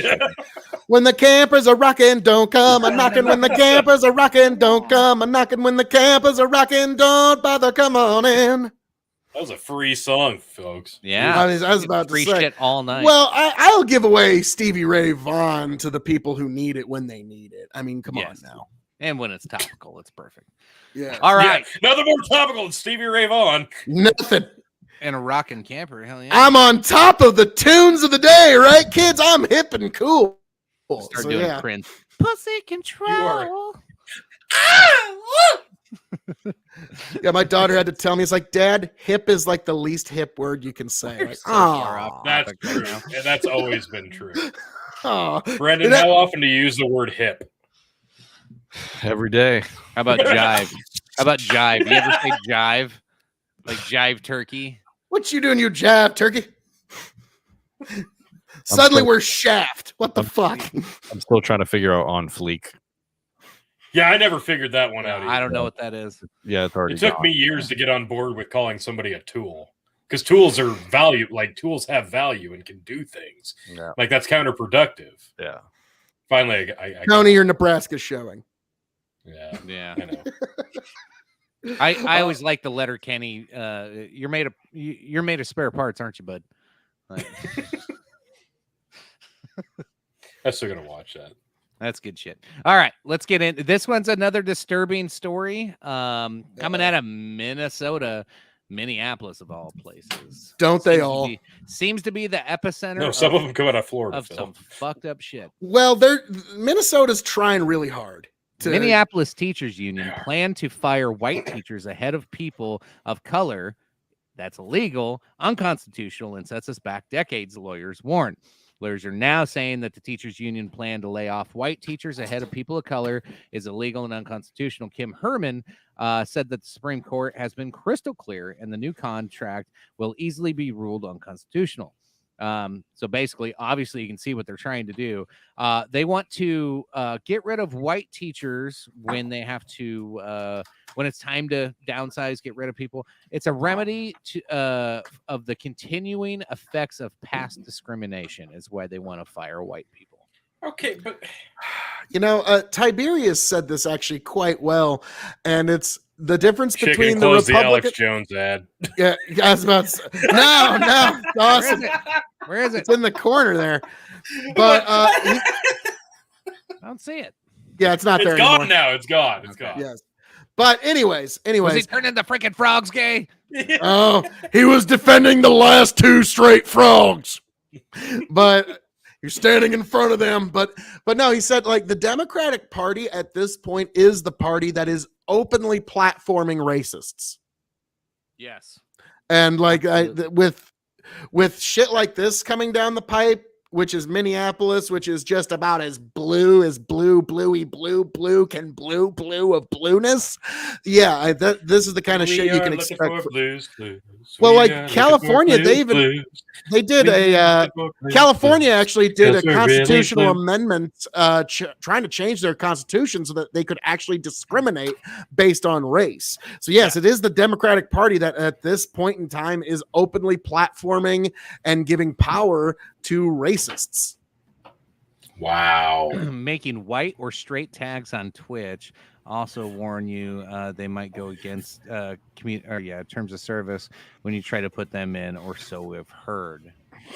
That wouldn't surprise me with Twitch. Honestly. Yeah, with Twitch, no, it wouldn't surprise me at all. Like that place is just like every like parody of the left that you think isn't actually true, you will get full-throated endorsements of on Twitch. Like it's 495 stars from Steven. We'll call that an even 500. Yeah, that's an even 5. What do you want, Steve? Well, it depends. If I have to take a shot of gin, you got 4 or 5 more stars. You owe. Yeah, I'll give him the extra 5 if Phil's gonna be a dick about it. Phil, rant on why he is completely wrong about. Oh my God, yes. Oh my God, Phil, rant on why he is completely wrong about supporting Trump and will bend the knee to the DeSantis when Trump gets locked up for those covert. Oh yes. Yes. Well, in the new 52 alternative universe where this new fan fiction of the Democrats happens. So, yes. Right. No, don't get me wrong. DeSantis, there's a lot of great things to love about DeSantis. There's a lot of great things to enjoy about DeSantis. He has been pushing back the left. He's been bringing parents' rights back into the classroom. Guess what, teachers? You don't have unilateral free speech to say whatever the fuck you want to say to kids on the government's dime. God bless you, DeSantis, for doing that. Yes, DeSantis has also done his best to defortify the Florida election so Republicans will actually have a fucking fair shake there. DeSantis has done a lot of fucking good, and he's a fucking great candidate. And that is why once all this Trump silliness clears up, there might be a speed bump or two, but that'll all get cleared up. That's why DeSantis, Steve, is the VP candidate for you and for me. Yes, yes. If Trump doesn't run because he just can't, whether it's because he is inconvenienced or incarcerated, take your pick.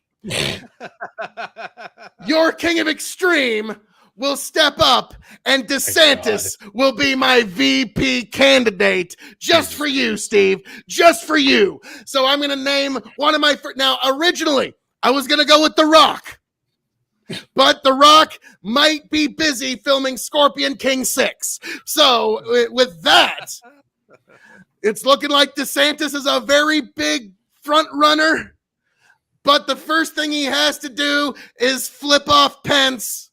And then he's in. If he does that, then he's totally in because he'll be an orange man in an orange jumpsuit. Now, Steve, from this FBI raid, I don't think it's going to happen. But yes, folks, I think Ron DeSantis for VP for me, Phil KOE 2024, the place for you, the place for me, the place for all of us, folks. That was about 70%. Like I feel like Phil sidestepped that a little bit. Like he didn't go. He didn't. Phil made it more of a rant about himself than it was. Yeah. When would I ever do that? I feel like he sidestepped it, so I think we're gonna need like a third a shot of gin. Hey Tony, why don't you suck my balls? I want to make sure that the audience doesn't feel cheated out of their star contributions. Like I feel like we're 70% there. 70% there, like a third a shot of gin would probably get the full 495 star value. Well, I'm going to wait for Steven to see if he wants to do that or if he wants to make you finish chugging a beer you got there, too. I did chug a beer. Like, well, there's always more. Phil, if you can go get another... Yes. I'll go get another beer. Over me doing another shot of gin, yes. When we fire the white podcasters on here, Jesus. Oh, shit. Yeah, we can. All right, we're all fired.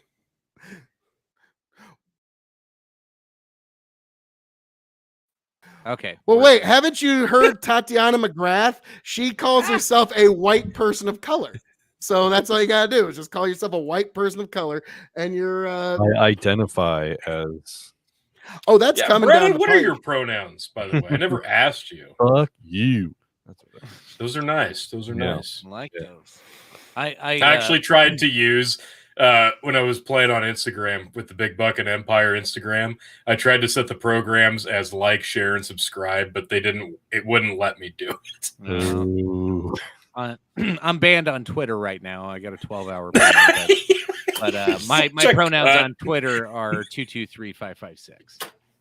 Nice. Remember Regina Carano got canceled for using the pronouns beep, boop, beep? Yeah, I did that for a while after she did like that. I thought it was funny. I didn't get what the R2D2. joke was until she said, yeah, it was an R2D2 joke. It's like, wow, well done.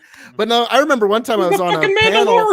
And I even said, like, I know how I can crush this, because what happens when people start to use their pronouns as a way of advertisement? Like, what if I say my pronouns are KOE Nation on YouTube and KOE Nation on Twitch? And now you must refer to me as, and now we hand it over to you, and let's see what KOE Nation on YouTube thinks. Brent's pronoun is dad, daddy, and daddy-o. Yes, that's Zaddy. Zaddy. Wow. That's non-binary daddy. We talked about it last week too, but the Kamala Harris when she sat down. I am the vice president. I'm Kamala Harris. My pronouns are she, her. I'm black. I'm wearing a gray sweater. It was like, no, she was wearing a blue suit, chicken. Whatever the fuck she was wearing. I was just like way overboard with her description. I was just like, holy shit! Why? What? I had a ham and egg quiche for breakfast. Yeah. I had some orange juice to go with it. Some of her speeches, I looked them up after last week's show. I just started looking up random Kamala speeches. She's insane. Christ, they're so bad. Insane. Like, she gets mocked for some of them online. She needs to be mocked for all of them. They're terrible. Like, there is nothing like that like grabs you to pay attention to this fucking woman. She just repeats things that are very obvious and speaks really slow. And I'm like, this is painful. She has the IQ of a third grader. It's fucking painful. Top level. Well, I imagine her assistants are kind of like Rip Torn from Canadian Bacon, where she goes, "Excuse me, Madam Vice President, but enjoy your only term." Yeah. Like, I imagine like she gets that a lot. Yeah. Oh my God. Yeah. Had I known it, like I know we used to. I called it a bunch. Like, we just want to get Biden out of the way so we can get Kamala in there for 10 years. The Democrats want nothing to do with Hold on. Bitch. Let's go back to this. Urasama, best thing to do, so I'm guessing pronouns, is to make them R and the. Trying to follow it ruins the entire English language. It's true. To and a. They and them comes close to ruining a lot of things on the English language, and playing the mind games with fucking somebody who really thinks they, them is not, well, it's not meant to be plural. You use it with a non-plural all the time. Like, well, it's dual meaning, and very few times do I use it as a singular because, I'm not an asshole. So it's like, when I say they and them, I'm talking about more than one people. I'm talking about them over there, and they don't fucking like me. This is starting to remind me of a Gallagher bit about the English language. Like, I mean, sorry, we're just starting to break it down there. Like, because he talked about how our language is kind of weird, where it's like, okay, go, G-O, right? So, do, D-O, right? No, that's do. Do and go. They don't even fucking rhyme, and it's just G-O and D-O. And these aren't just little words we do off to the side. These are do and go, folks. Phil, you just recited word for word a Kamala Harris speech, I think, from Minneapolis. 3 weeks ago. Go and do are two words in the English language. Dogs have fur. G. Dogs go One starts bark. with a D, but they sound differently. Rye on Twitch says they, as a singular, has been used for centuries. It's not exactly a woke concept. How often are you using it? The way it's being used now very much is. Yeah, the word they to represent one instead of many, that is very much a new concept. Yeah, I mean, like they as like in that group right there, that's kind of a singular concept. But when you say they as in that one person right there, that's not how they've been using it. All the time, even before this fake ass culture war. I don't know what. Use it in a sentence. Yeah. I'd love it. It's very much a gender neutral singular within context. And I understand what they want to use it as. I just, I'll accept that. Intent's fine. But if why did it have to be they? There is a point where it does become unusable. Why do we have to redefine specific words? It's purposely for the sake of redefining. No, it's purposely chosen, in my opinion, to just continue creating an argument. It's a never-ending fight.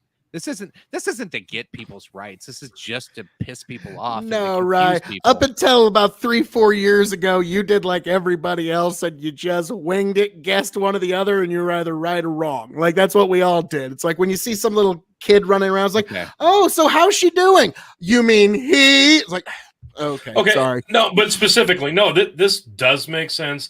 Rai says, if I don't know if a person is guy or girl, I say they must have left it at home. Yeah, absolutely. I understand that. But if you get more acquainted with that individual, right. But if you get more acquainted with that individual, like if somebody says Aaron, right? That's kind of a gender neutral name. If somebody said Aaron, did Aaron bring that thing? Well, no, it's not here. So they must have left it at home because you're not familiar with Aaron. But once you get familiar with Aaron and you know what Aaron is or identifies as, you adjust. It's called adjustment period. Yes. I'm gonna when I say that person this that is lost this an is really item. important real quick. Phil, yeah, it was God a third damn it. shot. Yes. That's the important part. Okay. Back to where you were. I think somebody's tricked. It is politics now, especially when you talk to the lefties when they say the personal is political and there is no such thing that's not political anymore. It's political now, whether any of us like it or not. And we didn't. Yeah, no, your example's actually not bad, and I won't disagree to 100%. I don't know how often I would use that, but I wouldn't use it. Yeah, but the we all know what I'm talking about. Like when it was the person that lost the item doesn't walk up to you and say, no, you will respond to me as they. Yeah. Even if you say their name or their actual gender. No. They. And I think an actual proper term to use if you're going to talk about somebody that you don't know and say it's lost keys sitting on a counter at a gas station, it would be that person left their keys here. I don't know whose they are. Like, I don't know if I would say they.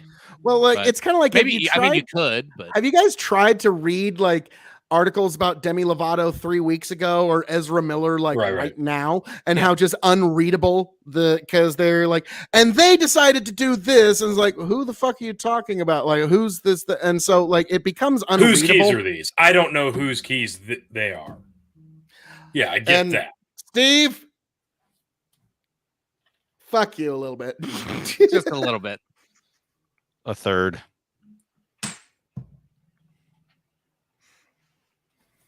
Yeah.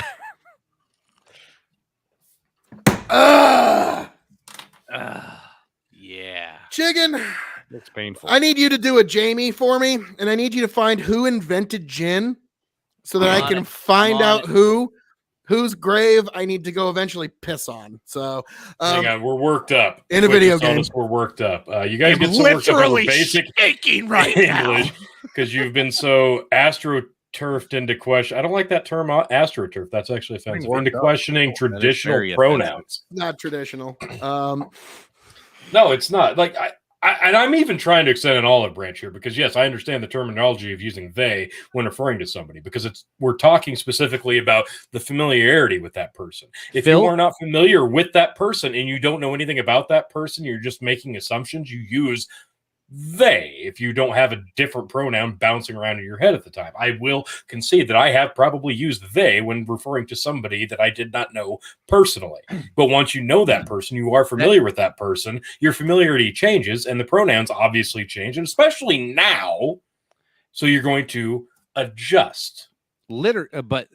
So then the other part of it, and this is just a cultural behavior thing that's really hard to adjust to, is most people in this country have lived their entire lives without this they them concept. And so when you meet somebody who wants you to refer to them as they them, it's really difficult, especially if you know for a fact that this person is a biological female or a biological male, and you're talking about them to a group of people in front of them. It's really confusing to refer to them as they or them or like going through that whole concept while you're like the person's right here. So it's like just call them by their name, probably more respectful way to go about it. However the hell you got to do it. But it's purposefully kind of confusing, I feel, rather than just, hey, like just call me Sam or call me this or call me that or like they them though. To me, I think no. Hang on. Poor choice. I don't care, but it was a poor choice. I want to talk to this right here, where it's a culture war about pronouns, just inflamed, invigorated. No, Rye. The thing is, it has been often said in the West, we do not actually share a common culture.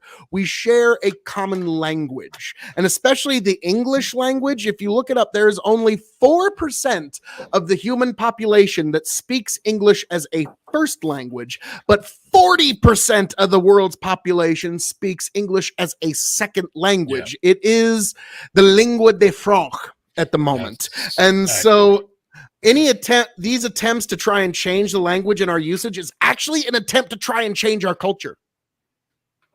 And so people trying to push back on it, I think, is very justified in some instances. Other instances, it's probably sour grapes, but collect brownie. You guys are sucker, but not you, Ryu 87. You're the one that's above it all. You're totally different. Even though you're talking about even though you're talking about Ted Cruz parades and says cringy. So like this is my I'm sure you're the one that's totally above it. Yeah. This is my favorite Jesus mantra. Like I'm even trying to like understand the point of view and have the conversation. But as soon as we're like, no, I don't actually agree with you fully. Jesus Brandon's mantra. been quiet the whole time. Like I just don't care. Like if you're a man or a woman, and I can tell you're a man or a woman, like then I'm gonna call you he or she, right? If you want different pronouns, then inform me. I don't care. Like I don't care. So I don't know. Informed consent. Yeah, I don't but like you don't. If you look like a woman and you go by woman pronouns, you don't need to tell me. Like I know already. Up on it, yeah. You know, here's the thing about assumptions. So, if you make an assumption, you're going to make an ass out of you and me. Yeah, of course. It's well done. It's people that get upset about having the wrong pronouns used. I've accidentally used wrong pronouns, and you know, it's in a workplace, and usually it's a hey, I actually go by he. I'm not a she anymore. I go by he. But sorry about that. That's fine. Like that's it. You move on. Everything's fine. Nobody gets mad at each other. People that it's just not that big a deal. Mad about it though. There's some people that mad about it, but that's what I don't. Exactly. Like. Yeah, I don't care. Whatever. Like exactly. I don't use it as an excuse to get triggered and act out. Because if you're using the pronoun definitions as a reason and a justification to act out because you want to act out, then you have something else going on in your life that you need to address other than pronouns. I will. I'll enjoy questioning everything. My pronouns are Jesus right and man-child. Well done, T. The problem with this pronoun thing is the attempt to impose punishment for not agreeing with someone's. Yeah, it's the compelled speech version of it. It's like really the Dave Chappelle line is, "How much am I forced to participate in your self-identity?" Yeah, no, it comes back to the religion thing. Yeah. Oh God. Yep, that's gonna be the one that gets us kicked off. No, it comes back to religious beliefs. I'm this religion, so I can't do that. It's not I'm this religion, so you all can't do that. It doesn't work like that. You can't make everybody else conform to your one thing. That's not how it works. I was actually just debating an Islamic fella the other day on one of somebody online's streams. It was basically my religion doesn't allow me to do X, and my religion doesn't allow you to do X either. And it was your religion I don't follow, so I can do whatever the fuck I want. I'm like 110% sure. Rye 87 totally subscribed. I hope so. Yes. I hope we get Rye back. I actually enjoyed that back. Oh, yeah. He totally subscribed. 100%. 100%. Biggest fan ever. Phil, I got your answer real quick before I forget. History of gin, 16th century. Oh, my God. Of gin. It's not from England, as many people do. It's Franciscus Silvius de Laboe is the inventor of gin in the 16th century. He made a schnapps distilled with juniper berries, so called Genever, yep. Whatever. Genever. So yeah. Oh, it's Genever. Dutch. Okay. Yeah. Okay. So I gotta stop. I need to make the Netherlands at some point. Juniper. Yeah, that's beautiful. There you go. But there you go, folks. So now I gotta make a fucking trip to the fucking Netherlands before I die. Yeah. And now, folks, you know. Hang on. No, Phil right now is doing the bit from Austin Powers, where Austin Powers' dad is Hold like, on. "There's two peoples I don't trust in this world: people who are intolerant of other people's cultures, and the Dutch." Yes, son of a bitch. Son of a bitch. And you all just learned a little bit about the history of gin.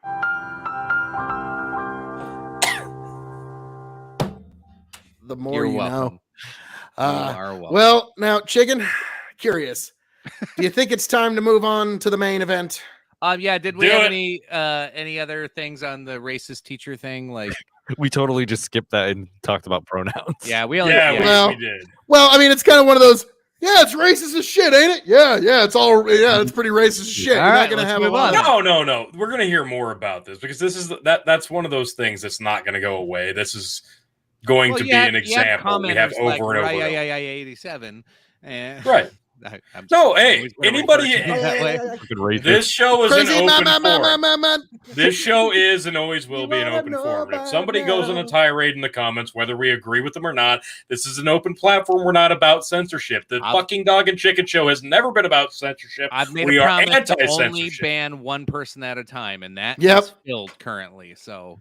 Yes. Yep, we've got this strict because Chicken would otherwise go ban happy. So it's your rules. You can only ban one person at a time.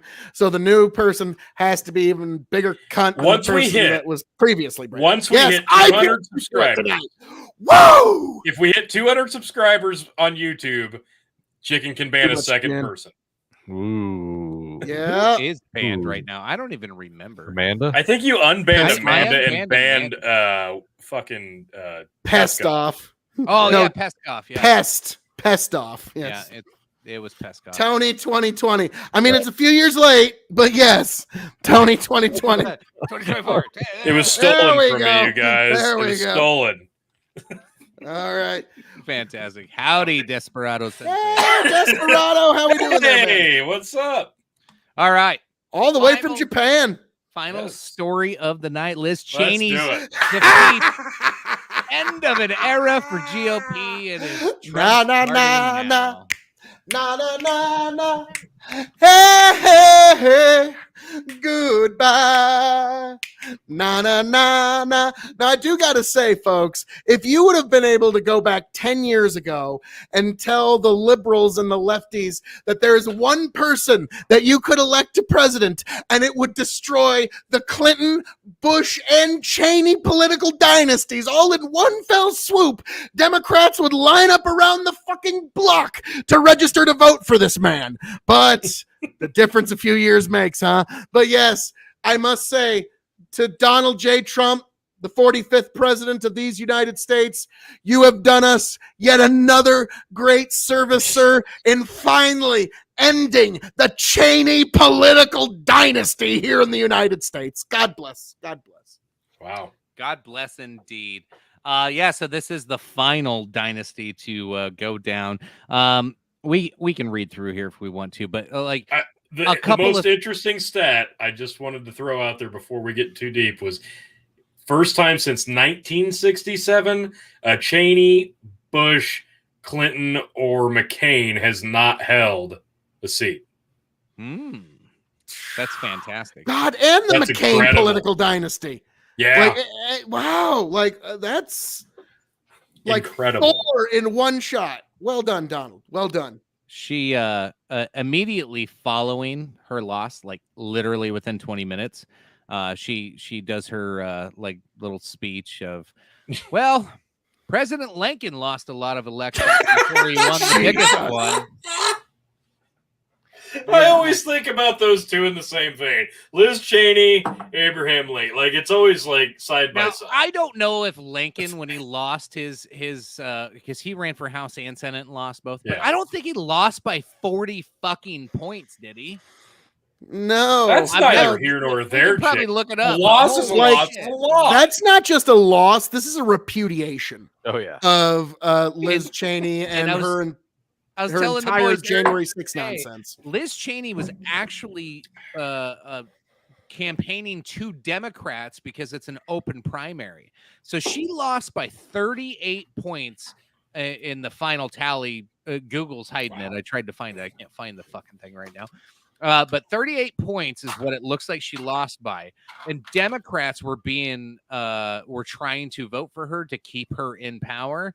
And then she eventually just gave up on campaigning the last like week and a half. But of those, like, would she win 26% of the vote? Of that 26%, how much of that was actually Democrats? She probably I was going to ask 40 plus points. I was going to ask that question. Like, if she hadn't begged the Democrats to come vote for her, how much worse would this devastating, like, yeah, you're right. Probably would have been 45%. Like, it's like, it was devastating route. And like the idea, like to me, I almost have to admire the level of delusion where she thinks that she is going to run for president and do anything other than waste more money. Like, I don't think she's even going to act as a spoiler for Trump in one state. Phil, I don't think you were on earlier. I suggested this. Brian Stelter's got a spot open. CNN's got to backfill that spot now. I think this is literally what she's going to do. She's going to write a book, and she's going to end up on some fucking talk show. She'll end up on The View. Or this is going to be that's amazing. They're gonna replace Stelter with a fucking roundtable discussion of Republican women to counterbalance. Yeah, her and Meghan McCain. Yeah, fucking Liz Chaney and Meghan McCain, and they got their finger right on the pulse of the Republican Party. Let me tell you, like. Meghan McCain, at least once in a while, has a good take. Chicken. Like once every 6 months, maybe? Chelsea Clinton to really round those numbers out. Because her dad never wanted to shower with her. I wish I could find the tweet, but the Libertarian Party of New Hampshire said that she said, yeah, just like Lincoln, I wish she'd renew her love of the theater as well. In a video game. In a video game. Minecraft. I didn't say it. The Libertarian Party did. I did not. In Minecraft. In New Hampshire Libertarian. Specifically. Oh, wow. Urasama says she'll probably live in a log cabin for a couple years, become president, and free the slaves. My prediction, anyways. The comparisons to Lincoln, no bounds. Yep, I love it. Yeah. Desperado's got the perfect name. I love it. Dynasty Daughters Roundtable. You get one of the Bush girls in there. Yeah. Oh, my God. Oh, God. Oh, Jesus. Dallas, but it's they, them. Them on TV. I want them to but it's they, them. Jesus. God. And then get that Biden granddaughter that they always kiss way inappropriately. It's they view. They view. Oh, my God. They view. Their view. Them view. Them view, yeah. God. Where's our Twitch pronoun? Where's 87? Yeah. Not that I'm you all know by now. Always make sure to call me by my pronouns, Jesus and man-child. I totally think Jesus and man. Is that all you get for your money? Oh, Jesus, Lord Almighty. No, Jesus and man-child, Phil. Oh, sorry. And I ask that you respect my pronouns. But now, like, do you suppose they could occasionally have a male guest on, like Anderson Cooper? I mean, like, he's an actual Vanderbilt and he's a CIA asset. So, if we're just going to get the dynasties all in there, throw in Anderson Cooper into the Dynasty Daughter Roundtable. No, Keith Olbermann. God, I just threw a hell of a joke there. Nobody even caught it. You know how fun it would be to have the Dynasty Daughters in front of Keith Olbermann. Let me tell you something. Donald Trump has committed a bloodless coup. That guy is unhinged. He might try to fucking stab all four of them. I'm sure. That's why they won't have him in the studio, because they're actually worried about their physical safety. Because, you guys don't want to get unhinged. Rachel Levine on there. I think that would be a very good choice. Yeah. The out of touch view. That's good. That's A+. Welcome to the out of touch view, where I'd call it the pulse, but we'd have to call it the flat line. I never thought I'd see my Facebook feed of all my lefty friends actually I can't believe Liz Chaney's gone. I'm like, yeah, what the fuck? Kidding me? It is weird. She's supports war, torture. Yeah. I mean, she's the worst Republicans. You could almost say she's worse than her father. You could almost say that. Yes, but because her dad's of the 9 impeachers in the House, fucking shit on John McCain when John McCain was against torture. Yeah. Yeah, because he was like, no, you shouldn't torture people. Someone that's been tortured, lift his arms above this, right? Like he'd been tortured, had his arms broken. Yeah, like, and she tells him to shut the fuck up about torture. Like, I mean, like, she's got some. She's like, it saved lives, motherfucker. I was about to say, she's a chip off the old block, ain't she? It's like, hey, my daddy said we need to torture in order to save America. So reindeer games, motherfucker, shut up! I got politics to do. Your hunter Russian roulette shit. One thing you've seen, your political career on the right can be over, but like they all kept calling her like brave. It's like Liz Chaney's so brave for standing up against Trump and doing the January 6th commission. No, she's not brave. She literally fucking the whole mainstream corporate media has been her cockholster. They've been fucking all over. I love Liz. They all want Liz to do all this stuff. They're like, if you want to be the darling of the left, but still love war, love torturing people, she's anti-abortion. What other lefty? Does she have any platforms that are redeeming? Just curious. She's got. She just lost. That's redeeming. That's not a platform. Well, no, she's awful in every way that the left should hate her, but because Orange Man is bad, she is. Everybody. Stunning. That's the most beautiful thing in the world. We're talking about TDS is not a real thing, and it's something that the fucking right made up. But here we are, 4 impeachments later, 2 of them fabricated, and a fucking warmongering, irredeemable Republican twat that the Democrats wanted to win just lost, and they're crying over it. But no, TDS isn't real. Are you fucking kidding me? How much further do we have to go with this to prove it's in existence? No, like we can prove TDS more than we can prove. No, I better not. You can't convince other people. He's been gone for 2 years, and people just won't stop talking about him. Exactly.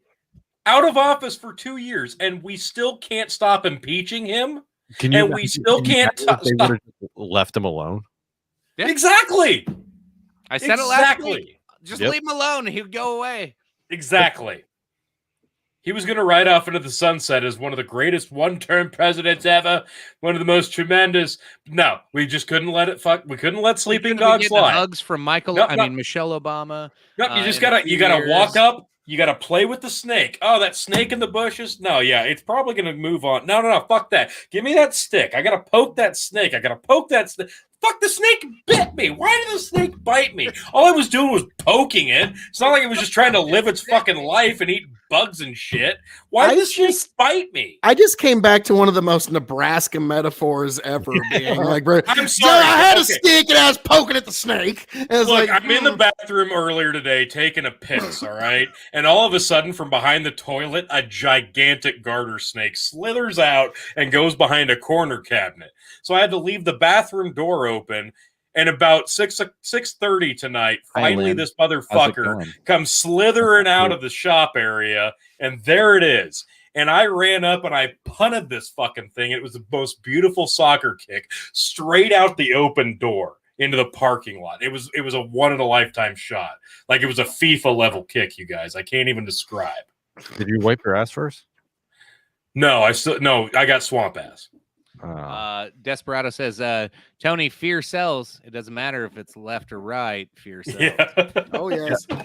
I've often everybody said, look deeply into the camera and give a little wink and a nice little wave to Lynn. I hope this creeps you out when you're taking a shit and we're directly interacting with you. Like you're just totally messing with his shit chi. He's not gonna be able to finish now. Like his turtle head's poking back in. Like you totally fucked with the shit chi.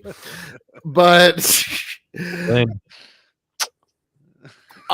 there we go. But no, like Desperado Sensei was saying, when fear sells, I've often maintained that fear is a far more powerful motivator than love. Yep. We don't want to admit it, but 100%. Because you only have so much love to give. Fear is infinite, though. Yeah, exactly. I interviewed the Mermicorn goddess. I don't know if you guys remember. A lot of listeners. Yeah. she was in corporate news for quite a while, and she was trying to do like feel good, positive stories, and they literally told her to cut the shit. See, there it is.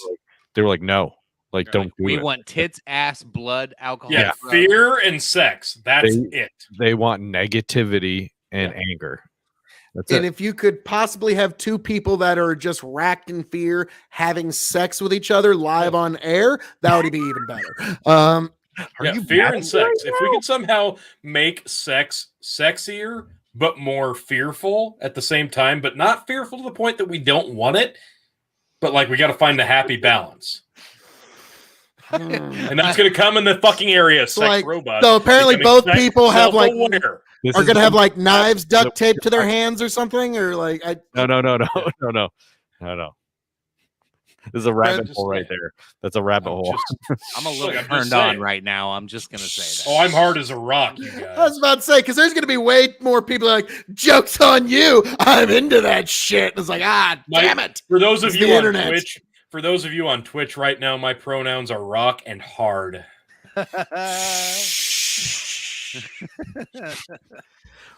That is like the most 2022 joke you could fucking make at the moment. Hey, but I'm still fucking hip and fly and stupid fresh.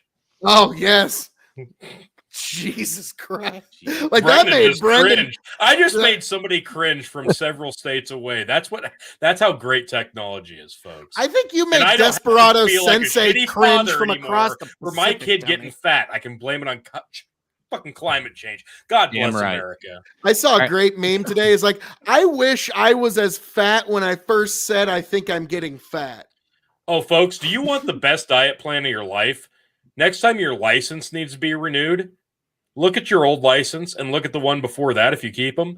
That's all the inspiration you're gonna fucking need. Like, look how fucking chubby you look in your current versus your old versus the one before that. And be like, oh shit, I gotta hit the treadmill. Wow. When you're no longer relevant, mention Trump's name. I mean, that's pretty much what all of When Twitch you've does never these days. been relevant, mention Trump's name.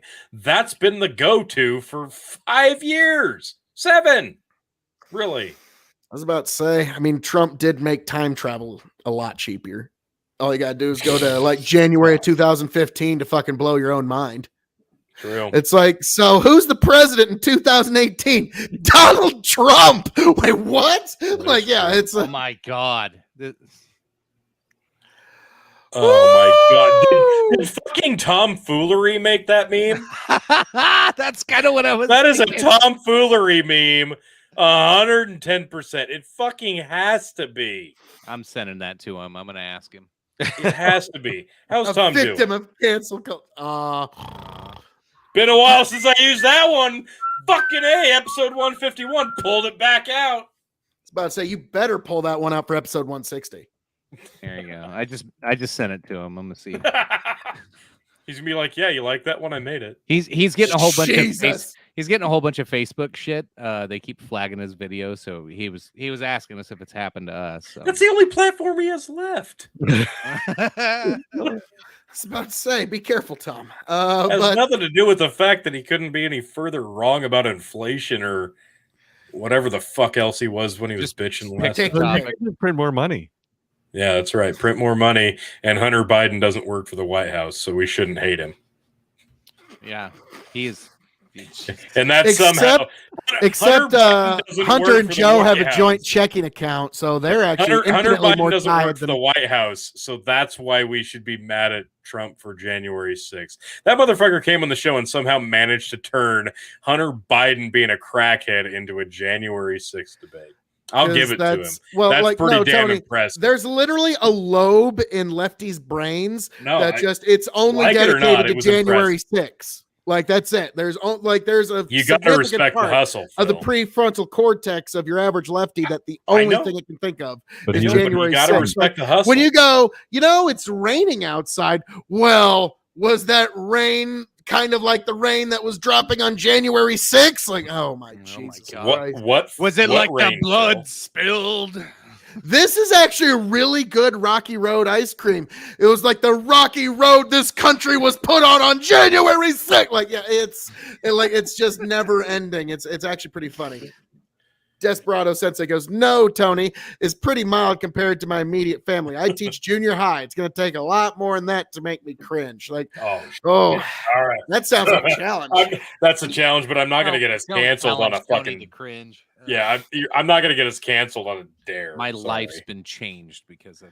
If you want to hear more levels, a priest, a monk, and a rabbi walk into. Oh wait. Oh, that's nothing. Listen to the next episode of the Fumbled Penis podcast. Shout out if you want to hear my creepypasta / erotica of George Floyd. Yes, and I'll leave it at that. Lynn, I understand. 9/11 I apologize, sir. I will. Lynn, you forgot about 6 zeros. Yeah, we're gonna take it up a notch next week. I apologize for underplaying. Yeah. Episode 152 is going to be all about January. Unarmed is insurrection. Dude, we should just do a whole episode where we over fucking where the insurrectionists' death toll is higher than the actual politicians or guards. January 6th was the right thing. Everyone else had guns except for them. You know, I would say it's actually a little further than that. And like the thing is, when it comes to what January 6th represented to the left, you got to realize every government around the world, no matter how bad or totalitarian we might think they are, the only way that they can stay in power is because they have some measure of legitimacy to their own people. Like even North Korea, as bizarre as it might be for us to think, to them, the North Korean government has some shape, form, or figure of something that they would call legitimacy. You motherfuckers talking about my girl Liz? Oh, we'll get there. Oh my but God. January, oh no! Oh, he's back. Oh, my we God. got Joseph. President Biden, how are you tonight, sir? My ears were burning, folks. Chicken, let's just go with Joe Biden. My ears was burning. That's fair. Were you gentlemen talking about my girl Liz? Yeah. We were just talking about how bad she got her ass kicked in that election. Don't you even? I just did. She got her ass kicked, Joe. Hey, now, Joe, why do you like her? She's at least 50 years too old for you. Look, sometimes when a man meets a woman, age isn't just a number there, Phil KOE. Sometimes exceptions have to be made. The fragrance of a man and the fragrance of a woman, and those intertwine, and you do the dance of love and just infatuation. And look, those psychopaths, those insurrectionists, those traitors in Montana or Idaho. I don't know that big sky area, whatever that Wyoming. Them cowboy. Hey, yeah, I'm a cowboy. Look, Jesus. Look, what I'm saying is you need to vote red, folks. Why are you not voting red Agreed, for war Joe. and torture and just more inflation? I don't understand it. All you cowboys out there in Wyoming country, why would you not vote for my girl Liz? It's embarrassing. Well, now, Lynn I heard Corn Pop got to Liz before Joe. Now, Joe, were you watching? I was watching. I was watching. Wait, watching what? What was I? What I watch? The Corn election. Pop and Liz. Let's just say the election. Oh yeah, no, the election. Oh god, it was a dark day for us here on the right side of the aisle. You know, the left side. Look, we tried to champion. Look, I tried to name a VP, a strong, independent woman. She's inspirational. She's an amazing woman. But look, this Liz Chaney, I'm telling you, folks, she transcends partisan politics like you've never comprehended. Like she can advocate for war and torture and death and despair of her own father and have no regard for those around her because she cares that much about America and democracy. And to vote against that woman is just a plight against democracy. How can you even, how? Joe, did the two of you bang while watching a VHS of somebody getting tortured in Abu Ghraib? Look, she's not my type, all right? Well, like I said, she's about 50 years too old for you. That's not a no. Precisely. That's not a no. And, you know, look, I don't do a lot of banging these days. My hip gets knocked out of place, all right? Just sniffing. Heard Corn Pop is wearing Joe Biden's skin, and he's the sitting president. Are you actually a reliable source? So Brian, I'm putting these rumors to bed right now. All you crazy 4chan and QAnon, MySpace anonymous folks out there trying to say that I'm not the real Joe Biden, that I'm some clone or some stand-in. Or some bystander. Look at these eyes. All right? You look into my eyes and tell me you don't see a soul. Like, let's put these rumors to bed right now. Not a thing. I mean, completely empty. Kind of like the way that Emperor Palpatine transferred his soul from his weak, frail body to the body of another clone. Like, maybe in that regard. Look, like... Yeah, why not 8chan? Biden, did you know that they have an 8chan? Wait. What about a January 6chan? I don't know about an 8chan, but I like to groove onto my 8 tracks. So it's like 8-minute abs. Why would you make 6-minute abs? Exactly. If I can get it done in 5, why are you wasting 4 of my minutes? Yeah. Well, why are you wasting my time? Exactly. It's ridiculous. So enough Joe, with the malarkey. Joe, I do have a question. So it's come out that Alex Berenson, the journalist, that didn't agree with your COVID response. Very clear. Yeah, he's a cunt. But some text messages have come out that state that your administration was trying to get Twitter to ban him and silence his First Amendment rights. What do you have to say for yourself on that? Look, have you not listened to a word my press secretary has ever had to say? Ever?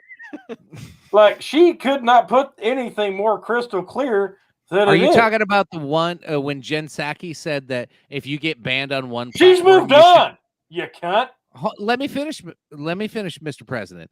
You loved the smell of her hair, didn't you? If you get banned on one platform, you should be banned on all of them. So are you talking your authoritarian ban that you think should happen, or were you just targeting a journalist on Twitter?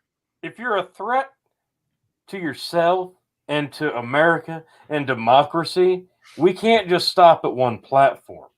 And who better, and I mean this sincerely, who better to decide who's a threat to America and democracy and society than me? Like, I've got my finger straight on the pulse. I mean, you did such a bang-up job with the crime bill. Exactly. And exiting Afghanistan. Exactly. Like 100% success. No lives lost. Got all the equipment out. Like, I've done. They've been telling me, look, they're calling me Dark Brandon. I'm signing bills. I'm getting stuff done. I call you Dark Pedo Pete. Look, the nickname's no bounds. That's how popular I am. Like I told you guys on this show before, my approval rating is through the floor. Yes. Yeah, through the floor. Exactly. Actually, you are actually currently the lowest ranked president in U.S. history. Exactly. You have some of the worst polling numbers of any president ever. Going through floors. But he got all those votes. I got 2 more years. I got 2 more years, Jack. Fortification. I'm going to keep going through floors. I'm going to keep breaking barriers. And you can make all the fun of me you want, Jack. We're going to do that. Oh, it's not going to stop me. Oh, I'm gonna roll out another press secretary after you guys have all chewed up and eaten, destroyed this one, and she's gonna even be better. She's probably gonna have a cock. It's gonna be amazing. It's gonna be amazing. Joe, I do have another question for you, and we'll tone it down a little bit, like not combative. What do you really Bring it, think? bitch. What do you Was the diary real? Well, no. I wasn't going there. You wanted to tone it down. I'm like, let's go to 12. What do you really think of Kamala? Like I've told, she's inspirational. She's beautiful. She's an amazing black woman. You can't buy that. You can't buy that. I've tried. Now, Mr. President, was the diary real? Oh shit! Yeah, we rolled through Taco Bell late one night. The diarrhea was real. Like we got 3 Crunchwrap Supremes. We got the $5 value box. Yeah, Hunter was all about the quesarito, the chicken specifically. I had the steak. It didn't hit me nearly as hard. Anything else to expect off of Hunter's laptop that we haven't seen yet that you're worried about? Off of it, yeah, probably. If you took a vacuum to it, you could probably sell that vacuum for 10 kilo, easy.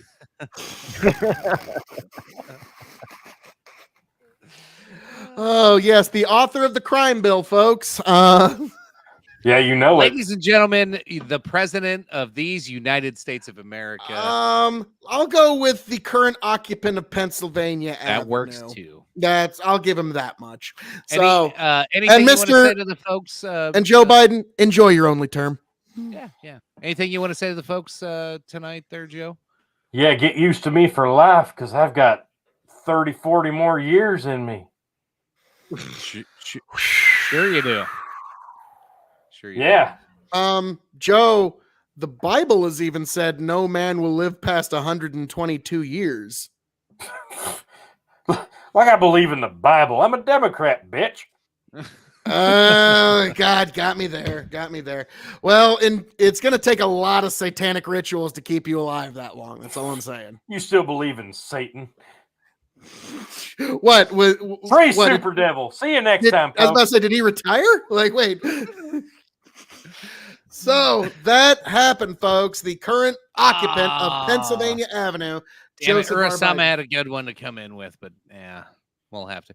We're going to talk about that next week for sure, because that's going to escalate. I've been running into some people who are unironically cheerleading this, and I'm like, could you imagine how much of a fucking bootlicker you would have to be to think that IRS agents bothering and annoying middle class people, which is what they're actually going to happen? Because when they talk about people that make over 400,000, that's like a couple 10,000 people, like maybe 20,000 people. It's not a lot of people that make more than that in the United States. So the fact that they need 87,000, no, that's to annoy you, audit all of you, and to pursue all of you out there, folks. So yeah, get ready for that. Dark pedo Pete times are gonna be on us all. I looked pretty deep into it, and like it's not this like dark cloud of they're gonna go after every person that whatever. But it is, if you remember how the IRS was weaponized in 2012. Let me fucking finish. It is going to be disproportionately poor people. It's going to be almost all poor people. There will be more audits, and it's going to be on people making under $400,000. It's going to be the ones that can't hire a lawyer and fucking fight back. That's what this has historically been, to your point that you just made, Phil. Yeah, like, now, is it going to be every single person's going to get an audit? No, but it's still going to, like... the study I read is if you increase for inflation and how things went last time, it's pretty much people that make about under 90,000 are the most at risk. So that's a lot of people. People who can't afford an attorney. Shitload of people. That's a majority of people. Exactly. Yeah, I was going to say majority of people. Before it was like 60,000. I thought was like the cutoff. I could be wrong. They somehow managed to find that sweet spot majority of people right under one cusp and right below the poverty that they actually start giving out handouts to. Hey, so how can we punish the majority and make you thankful for it? Guess what? Biden's got to get all that COVID relief money back from you somehow. You thought you were going to get a free fucking lunch that day? Think again! I said that. He said that. You said that shit. Yeah, no, we said that shit back 2 years ago. We said that shit 2 years ago. And we said you might not see it within 5 years. Fuck me. They express lane that shit. They self-checkout line that shit. Here we are in a fucking goddamn inflation period. No, we aren't even skipping to another goddamn term, folks. They're getting that COVID fucking money back. We're going idiots. We're going into a recession, a deep recession, and they're hiring 87,000 more tax agents. Like to tax who? You're already overpaying by how much for everything. Now you're also going to get fucked in the ass by the government more than you already have been your entire life. Yeah. Now you sit there and tell me that's a good deal. I'm super happy about this. Here's what it's going to be. You had a bad month. Your kid broke his arm, and now you have to pay your deductible on your insurance. So that's like you got like an extra couple grand you got to pay to the hospital. So you're a little down on your luck and had to dip into savings. You ain't got a whole lot of cash sitting around, and so you're like, well, fuck it. I guess I'll sell this car. I really don't need it. You know, that's a little extra income. I'll sell some shit. I'll do some shit on the side. I'll get some money under the table, and the IRS is going to be like, you didn't claim that. You didn't claim that. Yeah. Why haven't you paid taxes on it? That's what you are going to try to look for money so you can pay your bills like a good person and take care of your family. And they're going to be like, nah, motherfucker. Trying to do it by the books is going to fuck everybody. Yep. Now that's the lesson you have to learn here, folks. Trying to do it the right way. And that's the goddamn thing about it. Everybody who lives in small town America who sees the fucking corruption of the system, of being able to take advantage of the system because we know the flaws, the ins and outs, and being able to say, oh, I can't work because 30 years ago I had an ankle sprain and whatever. No, this is tenfold now. It's tenfold now on a national scale because the people who still want to be able to go out there every day and do it the right way, who want to stay married, who want to stay doing 40 hours a week, you're the ones that are going to be punished tenfold. And the people who have always been able to get away with it are going to be able to get away with it slightly less successfully on the bottom and the top. Oh, the people on the top are gonna always find a way to get away from it. But here's the thing, folks. Now you finally know why Nancy Pelosi wanted to know where you got that $600. When they told you, oh, this $600 thing, this is to track billionaires. $600 billionaires. $600 billionaires. So yeah, I feel really sorry for Jesus. There's going to be people that are going to get audited because they made $601 off of eBay last year. Yep. So yeah, this is the kind of shit that they're going after people who can't afford attorneys. That's what's going to happen. And so yeah, I've been running into people who are cheerleading this, like gleeful over this. I'm like, I sincerely pray you do not get audited. Like, okay, like that's gonna hurt the poor people more than anybody. Because that's some shit I don't wish on my worst fucking enemy. Biden's about to unleash it on the American people writ large. Yeah. All right, let's wrap this up. Brendan, what are your final thoughts on I guess on anything at this point? Yeah, really. We've been all over the place tonight. So okay. Taxation theft. There you go. Have at it. Where can people find you, brother? You can find me at dadsworldwide.com or anywhere you get podcasts. We are all over the place. And if we're not there, let me know because I want to be there. So, and of course, if you can't stand this podcast or my podcast, I want to hear about it. Hate mail at dadsww.com. And don't forget to hit that like button tonight because we killed it. Fucking hell yeah. Like that shit. I'm checking a vote. Of course. No, this was fun. There was a lot of stories. We went through a ton of shit tonight. My mind's a little blown. Because I know there was a lot more shit I wanted to say, and I just never got around to it. And I like it's just so much. I'm sure next week will be another goddamn fun one. I need to write down shit because and I got distracted with Tony, and then I get right 78, whatever the fuck that dude's name was. I was like, oh, I kind of want to tear this guy up, but I'm trying to be nice. And it's like, I'm sure he subscribed. Oh, I'm sure he did. Anyway, great week. Brian Stelter's gone. Liz Chaney's gone. End of the third dynasty, the final one.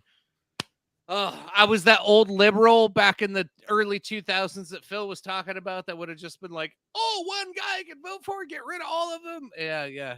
That would have been me back then.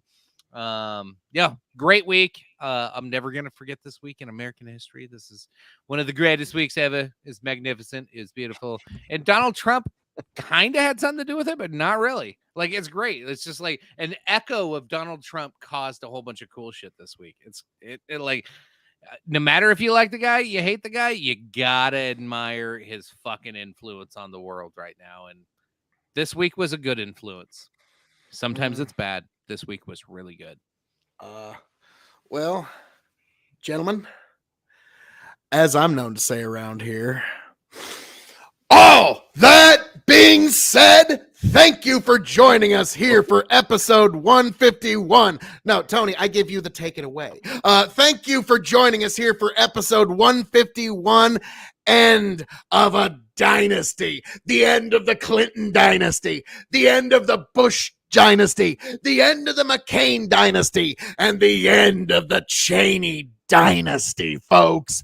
This has been a momentous week. The impeachers have been purged from the party, folks. This is a good day. It's a bright day. Now, we have not won yet. We've still got to get through these midterms, but it's gonna be glorious come January of next year, folks. Thank you for being here. Thank you for joining us. Every last one of you, raise a glass to yourselves, and I hope you find yourselves back here at Big Buckin' Empire, happy, healthy, much the wiser. You can find me at KOE Nation on YouTube, Twitch, and TikTok. Be sure to check out KOE Nation on YouTube because tomorrow we kick off the Sweet 16 Bourbon Tournament with the Buffalo Trace matchup, folks. 2 o'clock, KOE Nation. Be there. We're going to kick this off properly with all of you beautiful people. Raise a glass to yourselves. Tony, take it away. Real quick, Tony, before you round it out, with that bourbon tournament, this motherfucker down here, because of your love, your support, you guys subscribing, sending stars, shit like that, we were able to fly his ass out to do this bourbon tournament. So Brendan Roy gets to be featured in this year's bourbon tournament. So excited to see it finally drop and see what Phil put together with it. This is going to be awesome. It was awesome. Thank you, everyone. And Tyler. Mostly Tyler. Especially Tyler. And do we got a post show this evening, gents? Yeah, I'll jump on for a few minutes, but all righty. Because all right, T, take it away. You're muted. Yeah, he's muted. Yeah, make a lobby, I guess, while I throw this I got it out quick. I don't really have a whole lot to say at the end. I guess really what it all boils down to is, for me, it's nice to see a warmongering, hate-filled, pro-torture piece of shit lose a seat. That's great. Amen. And it's great to see a talking head that talks out of their ass and literally has no idea what they're saying other than what they've been told to feel and say and emote lose their job. That's great. That's another great step in freedom. But that just means those positions are open. And who's going to fill those voids? Because ultimately, do we learn? Do we grow? Do we evolve? Or do we just take a cog out of the machine that's worn out, discard the cog, put a new cog in, and the machine just keeps churning? Does the machine change, evolve, or does the machine just keep upgrading? Because I'm afraid at this point that's what we're facing. That's what we're staring down death's cold fucking stare. We're just looking down at more of the same, probably upgraded. That's the most depressing angle. Pretty fucking black-pilled, bro. It was a great week, motherfucker. It was. We lost Brian Stelter. Not a happy note, you cunt. Tony. I'm trying to be honest, and I'm gonna bring it back with a positive spin. Give me a second. Damn. Corn Pop was a bad dude. He's a very he made bad me dude. sad. Like, look, but we're this much closer to the midterms.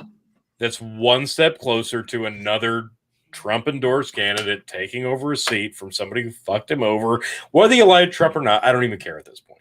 I don't care. I don't give a shit. Yeah, Dark Tony.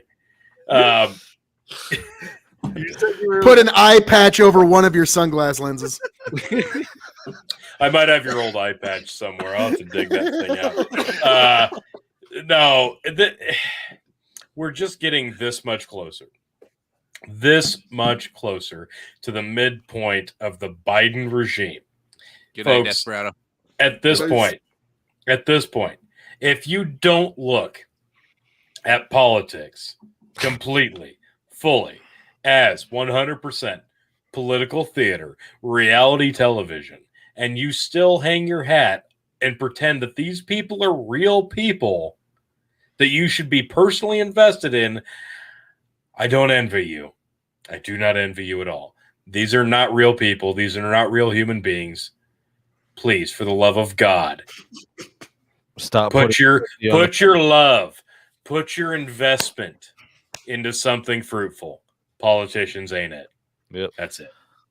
Falling in love with the politicians like Forrest Gump falling in love with Jenny. Absolutely. Bingo. With that, folks, you know where to find us. You know each week. You know how to support us. You know what to do. Like, share, subscribe, all that good shit. Tell your friends about us. Tell your moms about us. Tell everybody. Tell everybody about us. Tell everybody about Brendan. Tell everybody about Yank. Last night, Yank, they did a fake news creation show, which was actually pretty goddamn funny. I love that gimmick. That was a good job. All kinds of shit you get to see here, folks. Tune in next week. As always, appreciate you. Love you. See you in the post show. Peace. Tell you what I'll do. If I ever get back, I promise to fabricate you. Raging river gold. That's what the brochure advertised. And now we're lost. We gotta down. Let you